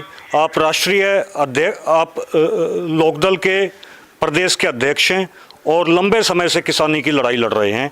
आपके बाद माननीय कुलदीप मलिक जी, जो मलिक खाप के प्रधान हैं, वो अपनी बात रखेंगे। धन्यवाद मनोज भाई। और ये ऑफिस आप सभी का है, मेरा नहीं। खाप पंचायतें यहाँ सरदारी बैठे हैं, बहुत छोटा हूँ मैं। तो अध्यक्ष जी इजाज़त है? जी जी। यहाँ बैठे सम्मानित आज की सभा के अध्यक्ष और विभिन्न खापों की सरदारी, किसान सरदारी, हमारी महिला शक्ति, सभी को सबसे पहले मेरी राम राम। और मेरे से पहले सभी बातें हो चुकी हैं। मैं तो सभी यही कहूँगा कनाडा में बैठे भाइयों से कि आपसे में झगड़ा ना करें। आप लोगों के लिए ये एकता का मिशन है। आज खाप पंचायतें आप लोगों के लिए कनाडा सरकार से भी रिक्वेस्ट कर रही हैं और आप आपस में अपना भाईचारा बना के रखें, क्योंकि हमें बांटने की ताकतें बहुत हावी हो चुकी हैं। हमने किसान आंदोलन में भी देखा, आरक्षण आंदोलन में भी देखा, महिला आंदोलन में देखा, अब ये कनाडा और ऑस्ट्रेलिया तक पहुंच गए हैं। लेकिन हर जगह सरकार हमें तोड़ने चलती है और ये खाप पंचायती हमारे जो सरदारी हैं ये हमेशा जोड़ते हैं, ये हमेशा इस बात का ध्यान रखते हैं कि हम नहीं बटें। लेकिन दिक्कत आज ये है लोकतंत्र में कि फिर भी आज सरकारें होते हुए हमें खाप पंचायतों का हिस्सा बनना पड़ रहा है, इनकी सहायता लेनी पड़ रही है, बुजुर्गों को परेशान करना पड़ रहा है। तो ये बांटेंगे, हमें लड़ाएंगे धर्म पे, जाति पे, और वहाँ तो है ही नहीं। आप परिवार का हिस्सा हो हमारे और वहाँ आप कमाने गए हो। हमें चाहिए आर्थिक, सामाजिक और मानसिक सुरक्षा। आप अगर यहाँ नौकरी होती तो आप वहाँ जाते ही क्यों? परिवार ऐसे ही नहीं छोड़ा जाता। और मानव तो बहुत बड़ी चीज़ है। मैं कहूँगा हम सब किसान फैमिली से हैं, सुबह गायें छोड़ते तो वो भी शाम को परिवार में वापस आ जाती है। तो इतनी दूर गए हैं धर्म की रक्षा के लिए नहीं, धर्म तो यही था, वहाँ कनाडा का धर्म है, उस देश का अपना धर्म है। अगर वही रक्षा करनी होती जो सरकारें मीडिया दिखा रही है तो वो यहीं कर लेते। वो भाई तो नौकरी के लिए गए थे तो वो अपना काम करे, एक आपसी सौहार्द बना के रखें। हमें कहीं ना कहीं हर जगह रोका जाएगा, लेकिन हम कटेंगे नहीं, हम बटेंगे नहीं, हम एक साथ रहेंगे। हम एक परिवार हैं, दोनों भाई हैं, तो सबसे निवेदन है कि साथ रहें। धन्यवाद। बहुत धन्यवाद जी। मलिक खाप जो है वो हमारी बहुत पुरानी खाप और बहुत बड़ी खाप है। तो आपके जो अध्यक्ष हैं माननीय कुलदीप मलिक जी अपनी बात रखेंगे। धन्यवाद प्रधान जी, इजाज़त है? बहुत ही सम्मानित पंजाब से आए हुए बड़े भाइयों और हरियाणा से आई हुई हमारी खाप सरदारी, सभी को मलिक खाप की तरफ से राम राम। भाइयों, सभी ने अपने अपने विचार रखे, तकरीबन सारी बातें सभी के सामने आ चुकी हैं, लेकिन मैं भाइयों को एक ही सुझाव दूंगा। पहली बात तो धरातल से देखो अपने समाज के अंदर क्या हो चुका है। युवा बच्चों के अंदर नशा इतना आ चुका है कि जिसको कंट्रोल करना मुश्किल हो रहा है। हमें पहले तो खुद पर कंट्रोल करना पड़ेगा। हमारी भी आदतें, हम नहीं कहते भाई हम भी हैं, अपने आप पर कंट्रोल करके अपने बच्चों को समझाओ, नशे की तरफ न ले जाओ। ये सरकारें क्या हैं? सरकार आज हमारे बच्चों को, जो मार्शल कौम हैं, उनको राजनीति में लाके और बदमाशी करवा रही हैं। हमारा समाज बिल्कुल टूटता जा रहा है। गांव के अंदर दुश्मनी आपस में लगी हुई है, रोज़ाना गोली से बच्चे मर रहे हैं। एक तो ये बात है कि अपने बच्चों को समझाओ। एक जो कनाडा तक हैं, पंजाब से भी आए हुए हैं, गए हुए हैं, हरियाणा से भी, उन्हीं को आपस में भड़काया जा रहा है। ये तो हमारा ही कर्तव्य बनता है कि हर माँ बाप अपने बच्चों को समझाए कि भाई हम सारे एक हैं, हमारा डीएनए एक है। समझो, जो जिस काम के लिए गए हो वो अपना काम पूरा करो भाई। ऐसे थोड़ा वहाँ जाके और बदमाशी में चले गए, धर्म के नाम पर भटक गए, तो ऐसे तो नहीं चलेगा। हमारा कर्तव्य यही बनता है, अपने आप में सुधार लाओ और अपने बच्चों को समझाओ ताकि हमारा समाज चल सके। धन्यवाद, आपने समय दिया। नमस्कार। एक नारा लगाएंगे, हरियाणा पंजाब एकता जिंदाबाद। हरियाणा पंजाब एकता जिंदाबाद। हरियाणा पंजाब एकता जिंदाबाद। मैं आमंत्रित करता हूं डॉक्टर ओम प्रकाश धनखड़ जी को, जो अपनी बात रखेंगे जी। आदर व सम्मान के योग्य दूर दराज से आए, विभिन्न राज्यों से आए खाप सरदारी और अपने पूर्वज कह लो, भाई कह लो, एक ही डीएनए कह लो, ये तो एक वृक्ष की जड़ें से सिख समाज जो संगत आज यहाँ पहुँची है। तो हम यही प्रार्थना करेंगे कि इसने डैनियल बेवस्टर ने एक बात कही थी कि खेती संसार का सबसे बड़ा मानव श्रम है और इसकी पहली जुताई के बाद में इसकी बाकी कलाओं का आगमन प्रारंभ होता है। इसीलिए जन सभ्यता का संस्थापक कहा गया। और फिर जो एडोल्फ हिटलर ने जो शब्द कहे कि सभ्यता जो है, ये आज जो ये श्रेष्ठ लोग हैं, सिर्फ इन लोगों की कुछ एक जो श्रेष्ठ लोग हैं, इनकी वजह से जो है ना आज ये सभ्यता ये कायम है इस संसार में। और अगर ये श्रेष्ठ लोग थोड़े से इधर उधर हो गए तो इस स्वर्ग बनी धरती को नर्क बनते देर नहीं लगेगा।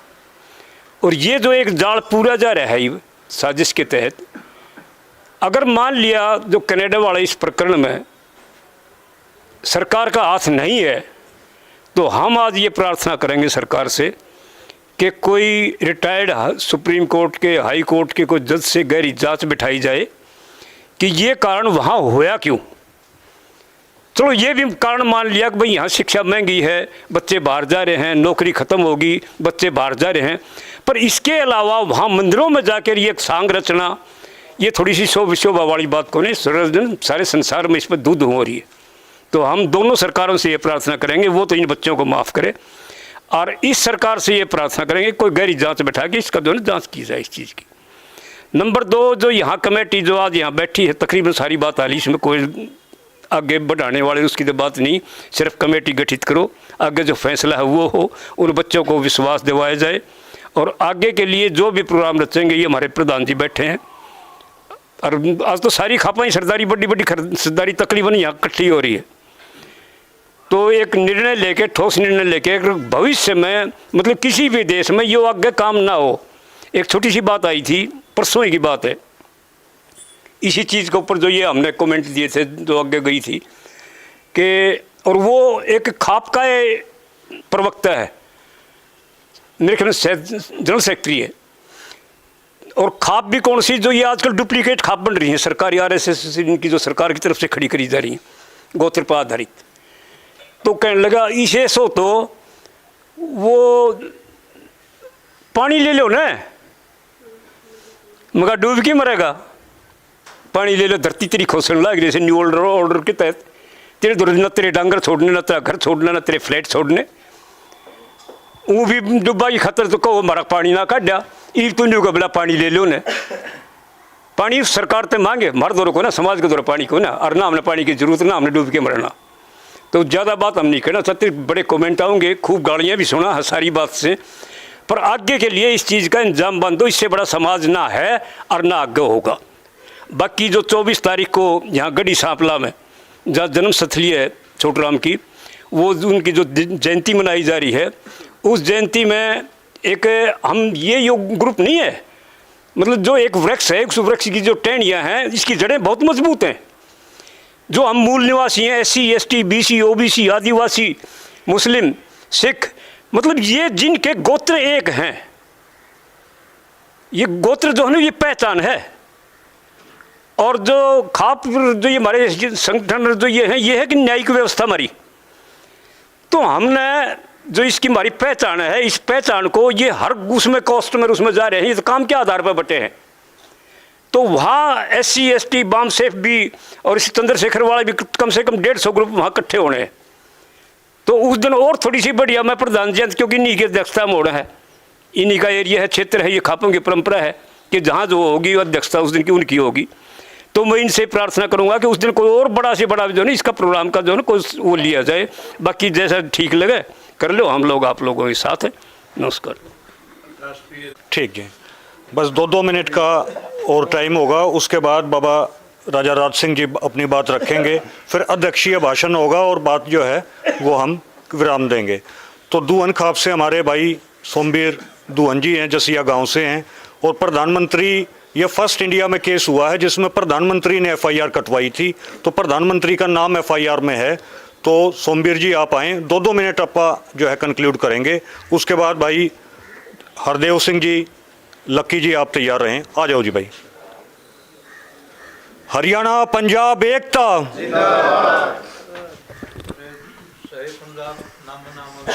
बिल्कुल। प्रधान जी इजाज़त है। सबसे पहले तो मैं मेरी खाप की तरफ से, जो पंजाब से, यूपी से और हमारी जो सरदारी बैठी है, मैं मेरी खाप की तरफ से सभी को नतमस्तक हो गए राम राम करता हूँ। मोस्टली सारी बातें सभी ने रख ली और हमारे तो सारे बड़े बुजुर्गों ने अपना अनुभव शेयर कर दिया। मेरे तो इस जितने भी साथी यहाँ बैठे हैं, बुजुर्ग बैठे हैं, मेरी तो सब तो छोटी उम्र है, 2 बात समझन गई हैं जी इसमें। जो कनाडा में जो विवाद हुआ है ना, पंजाब वाले जो हमारे भाई, ये हमारा बड़ा भाई है, ये भी एक बाप का 2 बालक अलग अलग हो गए, अलग अलग नाम हो गए, हरियाणा पंजाब, सारी चीज़ें DNA सबके में तो एक है।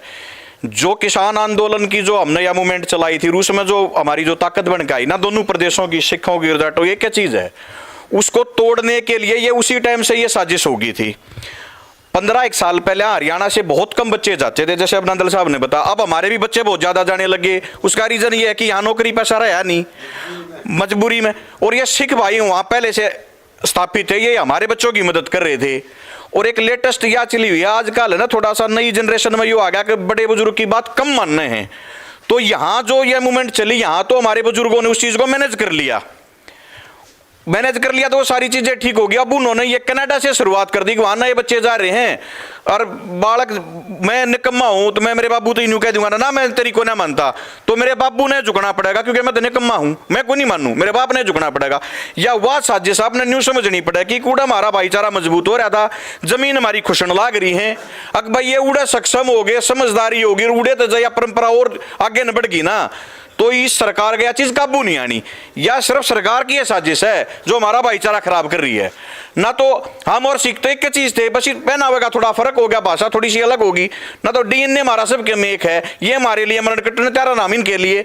तो यह चीज सिर्फ न्यू समझानी पड़ेगी, हमारे तो बालक जा रहे हैं, वो हमारे तो भाई हैं। जिस भी परिवार का भाई है, उड़े कनाडा में है, अमेरिका जित भी है, हम उसने समझावा कि भाई तन्ने इस चीज की जरूरत को नहीं, तू धर्म का ठेका नहीं ठहरा। उड़े जितने भी पॉलिटिशियन आदमी हैं इस देश के, सारे बालक पढ़े हैं, ठाया किसी ने झंडा आमर ये लड़ा दिए, क्योंकि आम लड़ाकू कोम हाँ नन्यू बेरा की निगानाश न्यू हो सके।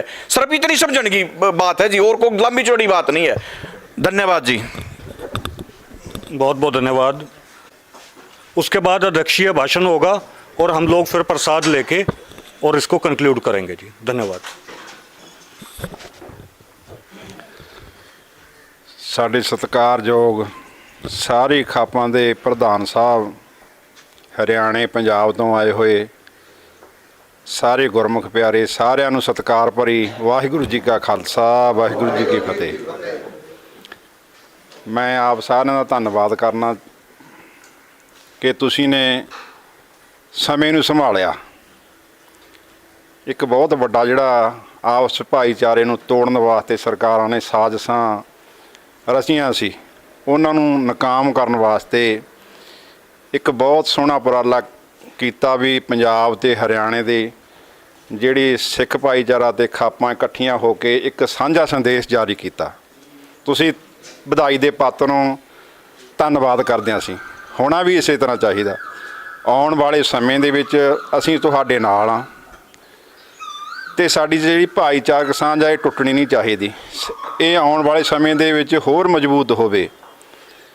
ਇੱਥੇ ਤਾਂ ਹੈਗੀ ਹੋਈ ਆ, ਜੇ ਬਾਹਰਲੇ ਦੇਸ਼ਾਂ ਦੇ ਵਿੱਚ ਉੱਥੇ ਦੀਆਂ ਜਿਹੜੀਆਂ ਸੰਗਤਾਂ ਨੇ, ਸਿੱਖ ਸੰਗਤਾਂ ਨੇ ਕੈਨੇਡਾ ਦੇ ਵਿੱਚ, ਅਮਰੀਕਾ ਦੇ ਵਿੱਚ, ਆਸਟ੍ਰੇਲੀਆ ਦੇ ਵਿੱਚ, ਮੈਂ ਸਾਰਿਆਂ ਨੂੰ ਬੇਨਤੀ ਕਰਨਾ ਚਾਹੁੰਦਾ ਕਿ ਆਓ ਆਪਾਂ ਜਿਹੜੇ ਸਾਡੇ ਜਾਟ ਭਾਈਚਾਰੇ ਦੇ ਬੱਚੇ ਉੱਥੇ ਪੜ੍ਹਨ ਵਾਸਤੇ ਗਏ ਹੋਏ ਨੇ, ਆਪਾਂ ਨੇ ਇਹਨਾਂ ਦੀ ਮਦਦ ਖੁੱਲ੍ਹ ਕੇ ਕਰਨੀ ਆ। ਗੁਰੂ ਘਰਾਂ ਦੇ ਵਿੱਚ ਇਹਨਾਂ ਨੂੰ ਠਹਿਰਨ ਵਾਸਤੇ ਜਗ੍ਹਾ ਵੀ ਦੇਣੀ ਆ, ਉੱਥੇ ਲੰਗਰ ਦਾ ਪ੍ਰਬੰਧ ਵੀ ਕਰਨਾ, ਉੱਥੇ ਇਹਨਾਂ ਨੂੰ ਕੰਮਕਾਰ ਵੀ ਲੱਭ ਕੇ ਦੇਣਾ। ਇਹ ਸਾਡੇ ਛੋਟੇ ਭਰਾ ਨੇ। ਦੇਖੋ ਜਿਹੜੀਆਂ ਸਰਕਾਰਾਂ ਨੇ ਉਹ ਸਾਨੂੰ ਵੰਡਣ ਵਾਸਤੇ ਬਹੁਤ ਕੁਝ ਕਰਦੀਆਂ ਨੇ, ਚੱਲ ਰਹੀਆਂ ਨੇ ਚਾਲਾਂ, ਪਰ ਅਸੀਂ ਇਹਨਾਂ ਦੇ ਵਿੱਚ ਨਹੀਂ ਆਉਣਾ।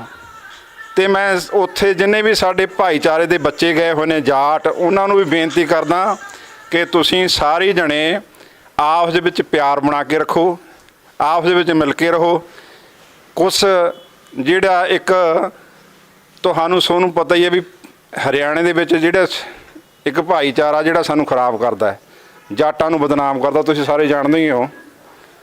ਤੇ ਮੈਂ ਉਹਨਾਂ ਦੇ ਮੁਖੀਆਂ ਨੂੰ ਵੀ ਬੇਨਤੀ ਕਰਨਾ ਚਾਹੁੰਦਾ, ਜਿਹੜੇ ਰੋਡ ਬਰਾਦਰੀ ਦੇ ਨੇ ਮੁਖੀ ਨੇ, ਵੀ ਜਾਂ ਤਾਂ ਸਾਨੂੰ ਸਪਸ਼ਟ ਕਰ ਦਿਓ ਵੀ ਤੁਹਾਡੀ ਸਿੱਖਾਂ ਦੇ ਨਾਲ ਤੇ ਜਾਟਾਂ ਦੇ ਨਾਲ ਕੀ ਦੁਸ਼ਮਣੀ ਆ, ਤੁਸੀਂ ਕਿਉਂ ਬਦਨਾਮ ਕਰ ਰਹੇ ਹੋ, ਸਾਡੇ ਨਾਲ ਤੁਹਾਡੀ ਕੀ ਲੜਾਈ ਆ।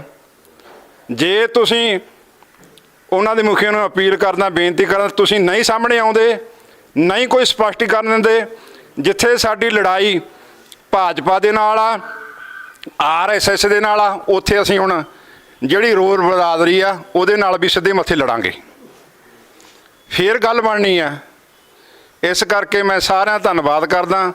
ਤੇ ਮੈਂ ਇਹ ਵੀ ਬੇਨਤੀ ਕਰਨਾ ਚਾਹੁੰਦਾ, ਇੱਕ ਜਿੱਥੇ ਆਪਾਂ ਇਹਨੂੰ ਹੋਰ ਮਜ਼ਬੂਤ ਕਰਨ ਵਾਸਤੇ ਭਾਈਚਾਰੇ ਨੂੰ ਇੱਕ ਕੋਈ ਵੱਡਾ ਪ੍ਰੋਗਰਾਮ ਲਿਖੀਏ, ਜਿਹਦੇ ਵਿੱਚ ਸਾਰੀਆਂ ਹਰਿਆਣੇ ਦੀਆਂ ਖਾਪਾਂ ਤੇ ਜਿਹੜਾ ਸਿੱਖ ਭਾਈਚਾਰਾ ਉਹ ਇੱਕ ਵੱਡੇ ਪੱਧਰ ਤੇ ਪਹੁੰਚ ਕੇ ਇੱਕ ਸਾਂਝਾ ਪ੍ਰੋਗਰਾਮ ਜਿਹੜਾ ਵੱਡੇ ਪੱਧਰ ਤੇ ਪੂਰੀ ਦੁਨੀਆ ਦੇ ਵਿੱਚ ਜਾਵੇ, ਸਰਕਾਰਾਂ ਨੂੰ ਵੀ ਪਤਾ ਲੱਗ ਜੇ ਵੀ ਇਹ ਇੱਕ ਨੇ, ਤੇ ਬਾਹਰਲੀਆਂ ਸਰਕਾਰਾਂ ਤੱਕ ਵੀ ਇਹ ਸੁਨੇਹਾ ਜਾਵੇ ਵੀ ਇਹ ਸਾਰੇ ਇੱਕ ਹੋ ਗਏ ਨੇ। ਤੇ ਸਾਡੇ ਜਿਹੜੇ ਬੱਚੇ ਨੇ, ਜਦੋਂ ਸਾਡਾ ਵੱਡਾ ਇਕੱਠ ਹੋਊਗਾ ਪੂਰੇ ਵਰਲਡ ਦੇ ਵਿੱਚ ਮੈਸੇਜ ਜਾਊਗਾ ਮੀਡੀਆ ਰਾਹੀਂ, ਤੇ ਸਾਡੇ ਜਿਹੜੇ ਬੱਚੇ ਨੇ ਉੱਥੇ ਗਏ ਹੋਏ ਨੇ ਉਹਨਾਂ ਤੇ ਆਟੋਮੈਟਿਕ ਉਹਨਾਂ ਤੇ ਵੱਡਾ ਅਸਰ ਪੈਣਾ। ਤੇ ਮੈਂ ਸਾਰਿਆਂ ਦਾ ਧੰਨਵਾਦ ਕਰਦਾ। ਤੇ ਅਸੀਂ ਕਦੇ ਵੀ ਵੰਡਾਂਗੇ ਨਹੀਂ, ਅਸੀਂ ਆਪ 'ਚ ਮਿਲ ਕੇ ਰਹਾਂਗੇ। ਤੇ ਸੰਯੁਕਤ ਪੰਜਾਬ ਏਕਤਾ ਜਿੰਦਾਬਾਦ। ਅਸੀਂ ਸਾਰੇ ਭਾਈ ਭਾਈ ਆ। ਇਹਦਾ ਸਰਕਾਰਾਂ ਨੇ ਸਾਨੂੰ ਵੰਡਤਾ, ਪੰਜਾਬ ਹਰਿਆਣਾ ਬਣਾਤਾ, ਪਹਿਲਾਂ ਤਾਂ ਮਹਾ ਪੰਜਾਬ ਸੀ, ਫਿਰ ਪੰਜਾਬ ਕਰਤਾ, ਹੁਣ ਇਹਨੂੰ ਵੀ ਟੁਕੜੇ ਕਰਨਾ ਚਾਹੁੰਦੀਆਂ ਨੇ ਵੀ ਇਹਨਾਂ ਨੂੰ ਕਿਸ ਤਰ੍ਹਾਂ ਜਿਹੜੀ ਮਾਰਸ਼ਲ ਕੌਮ ਆ, ਸਿੱਖ ਕੌਮ ਤੇ ਜਾਟ ਭਾਈਚਾਰਾ, ਇਹਨਾਂ ਨੂੰ ਕਿਸ ਤਰ੍ਹਾਂ ਦਬਾਇਆ ਜਾਵੇ, ਇਹਨਾਂ ਨੂੰ ਕਿਸ ਤਰ੍ਹਾਂ ਖਤਮ ਕੀਤਾ ਜਾਵੇ, ਤਾਂ ਕਿ ਅਸੀਂ ਆਪਦਾ ਇੱਥੇ ਸਿੱਕਾ ਚਲਾ ਸਕੀਏ। ਪਰ ਉਹ ਆਪਾਂ ਚੱਲਣ ਨਹੀਂ ਦੇਣਾ, ਆਪਸ ਵਿੱਚ ਏਕਤਾ ਪ੍ਰੇਮ ਬਣਾ ਕੇ ਰੱਖਣਾ। ਵਾਹਿਗੁਰੂ ਜੀ का खालसा, वाहिगुरु जी की फतेह। बहुत बहुत धन्यवाद बाबा जी। अभी जो हमारी रोड बिरादरी के भाई हैं वो भी असल में किसान जाति है, लेकिन धीरे धीरे समझ सभी को लगेगी। अभी तक तो जाट भी जो हमारे थे वो भी जो है वो आर्य समाज के बहकावे में आकर उन्होंने भी सिक्खी को रोक दिया था। तो धीरे धीरे जो है ब्राह्मणवाद से सभी निकलेंगे जी। तो हमारे तो आज रोड बिरादरी के भी भाई यहाँ आए हुए हैं, उन्होंने भी कहा कि हम भी अपनी बिरादरी को निकालेंगे इस, और हमारे अपने ही वो भाई हैं, अलग नहीं हमसे, पूरा हरियाणा हमारा एक है। और मैं अब और जो बाबा जी ने बात कही कि हम एकता बना के रखेंगे और एक बड़ा कट होना चाहिए इसके ऊपर, एक बड़ी पंचायत उसके ऊपर होनी चाहिए, वो बात आपकी बिल्कुल सही है। और पूरा हरियाणा जो है वो आपके साथ है इस मुद्दे के ऊपर। आपका बहुत बहुत धन्यवाद। और कंक्लूड करने के लिए अध्यक्षीय भाषण के लिए माननीय देवराज नांदल जी जो हमारे बड़े हैं उनको मैं आमंत्रित करता हूं कि वो अपनी बात रखेंगे जी।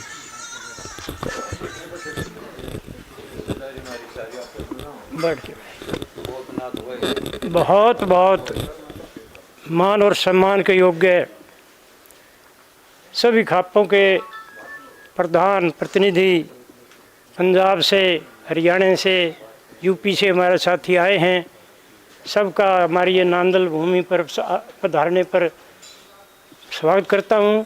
और सबसे हमारा एक सौभाग्य है कि बाबा जी हमारे यहाँ पहुँचे और इन्होंने पूरा आशीर्वाद दिया।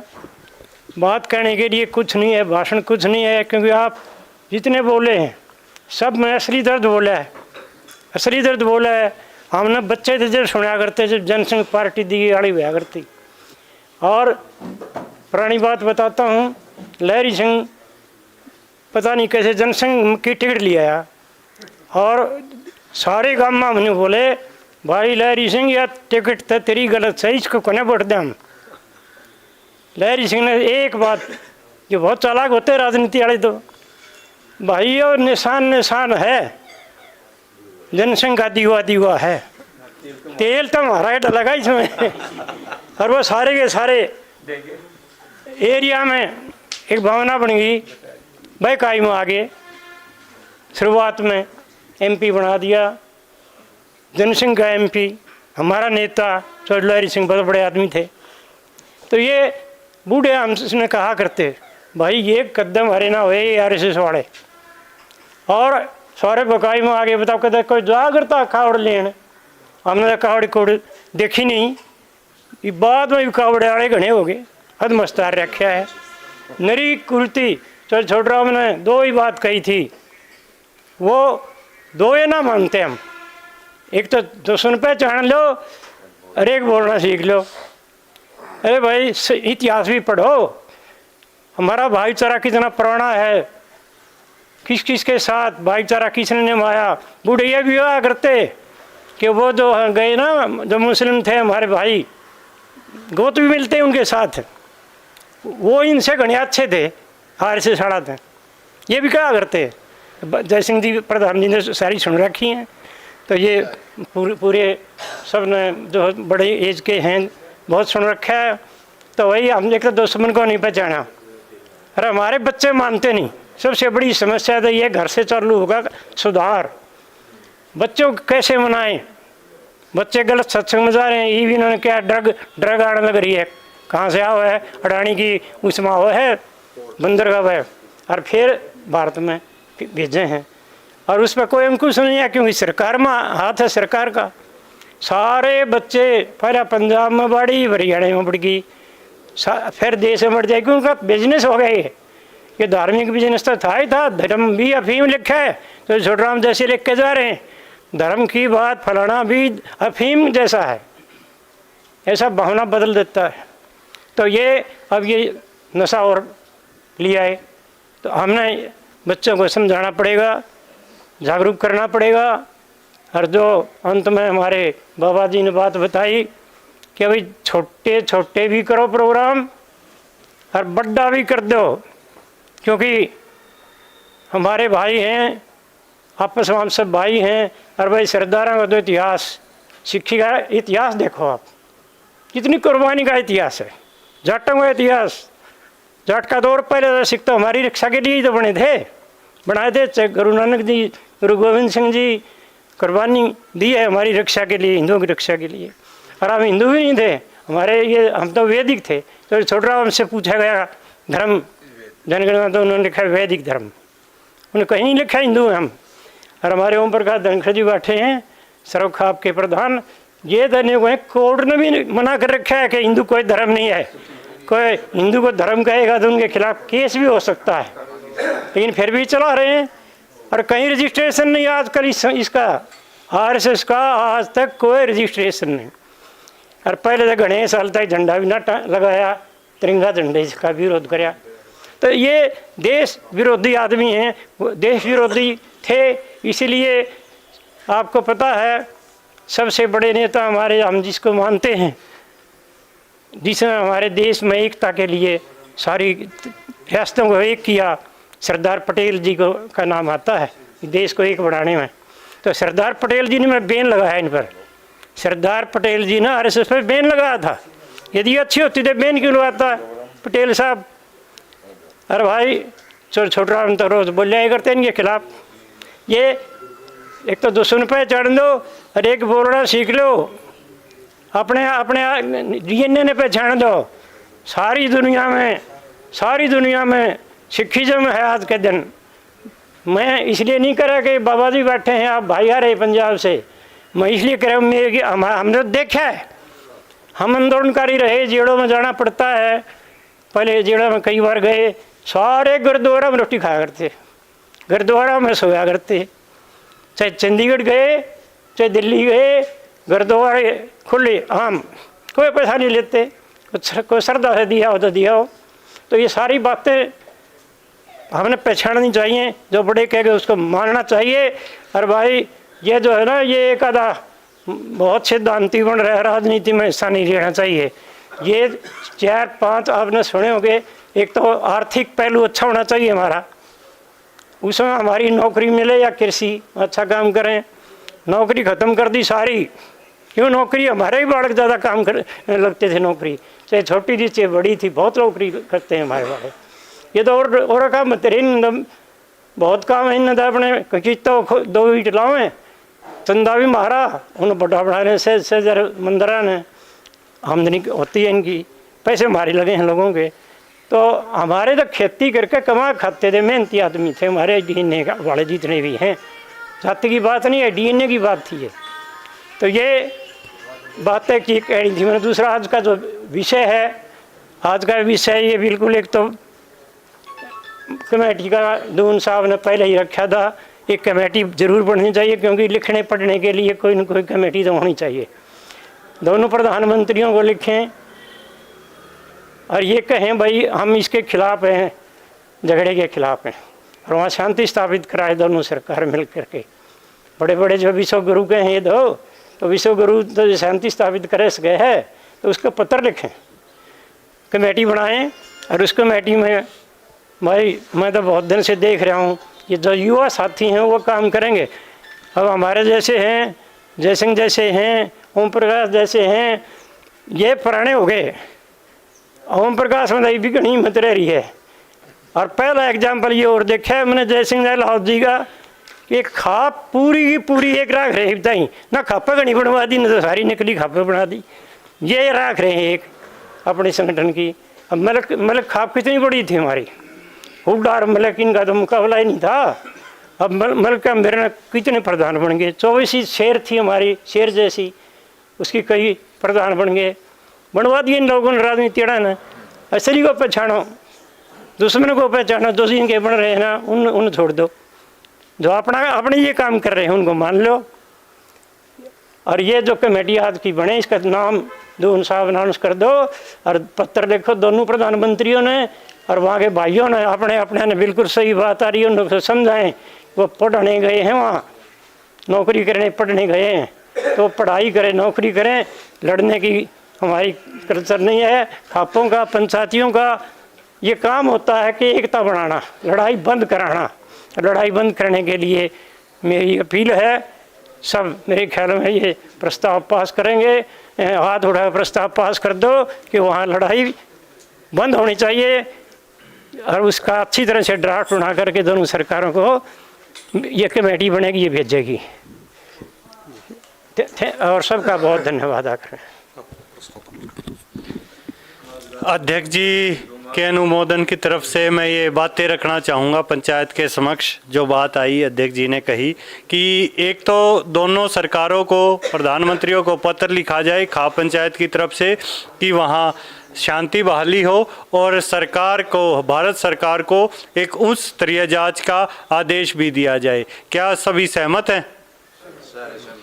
एक दूसरा प्रस्ताव आया है कि आपस में गांव-गांव में भाईचारा रखें, और जो हरियाणा पंजाब गांव में जो अपने थे सभी साथी, उनका भाईचारा कायम करने में सारे गांव के संगठन और कनाडा में हमारे जितने संगठन हैं, हम उनसे अपील करेंगे कि वो हमारी इस भाईचारा मदद करें। क्या ये प्रस्ताव से सहमत है?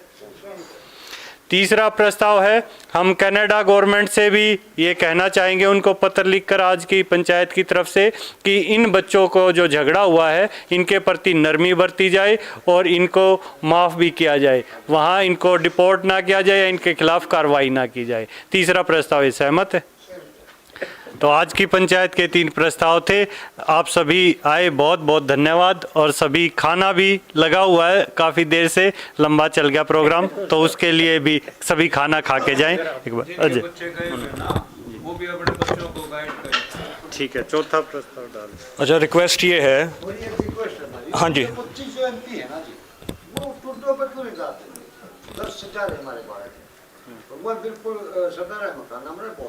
नहीं बिल्कुल ठीक है जी, बहुत सही।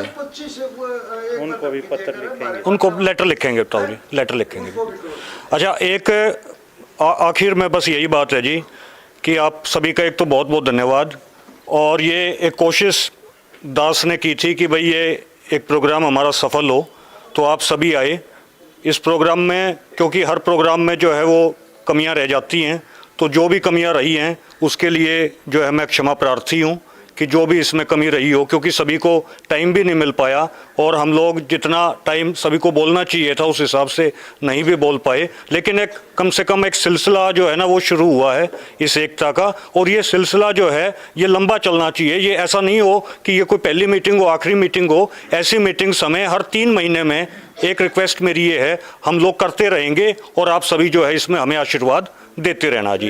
और पंजाब से जो भाई आए हैं आप सभी का बहुत बहुत धन्यवाद। देखो जी कि आप इतनी दूर से आए, और 24 तारीख को सर छोटू राम जी का जो जन्मदिन मनाया जा रहा है गढ़ी सांपला में, उसमें सभी आएंगे, अपनी जत्थेबंदियों के साथ आएंगे। बाबा राज सिंह जी जो है वो भी अपनी जत्थेबंदी के साथ आएंगे, और सभी जो है अजय सिंह बराड़ साहब भी अपनी जत्थेबंदी के साथ आएंगे। तो सभी अपनी अपनी जत्थेबंदियों के साथ आएँ।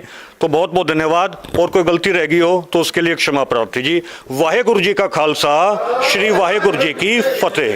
एक मीटिंग पंजाब में होनी चाहिए, एक हरियाणा में होनी चाहिए। बिल्कुल जी, बिल्कुल जी, बहुत धन्यवाद।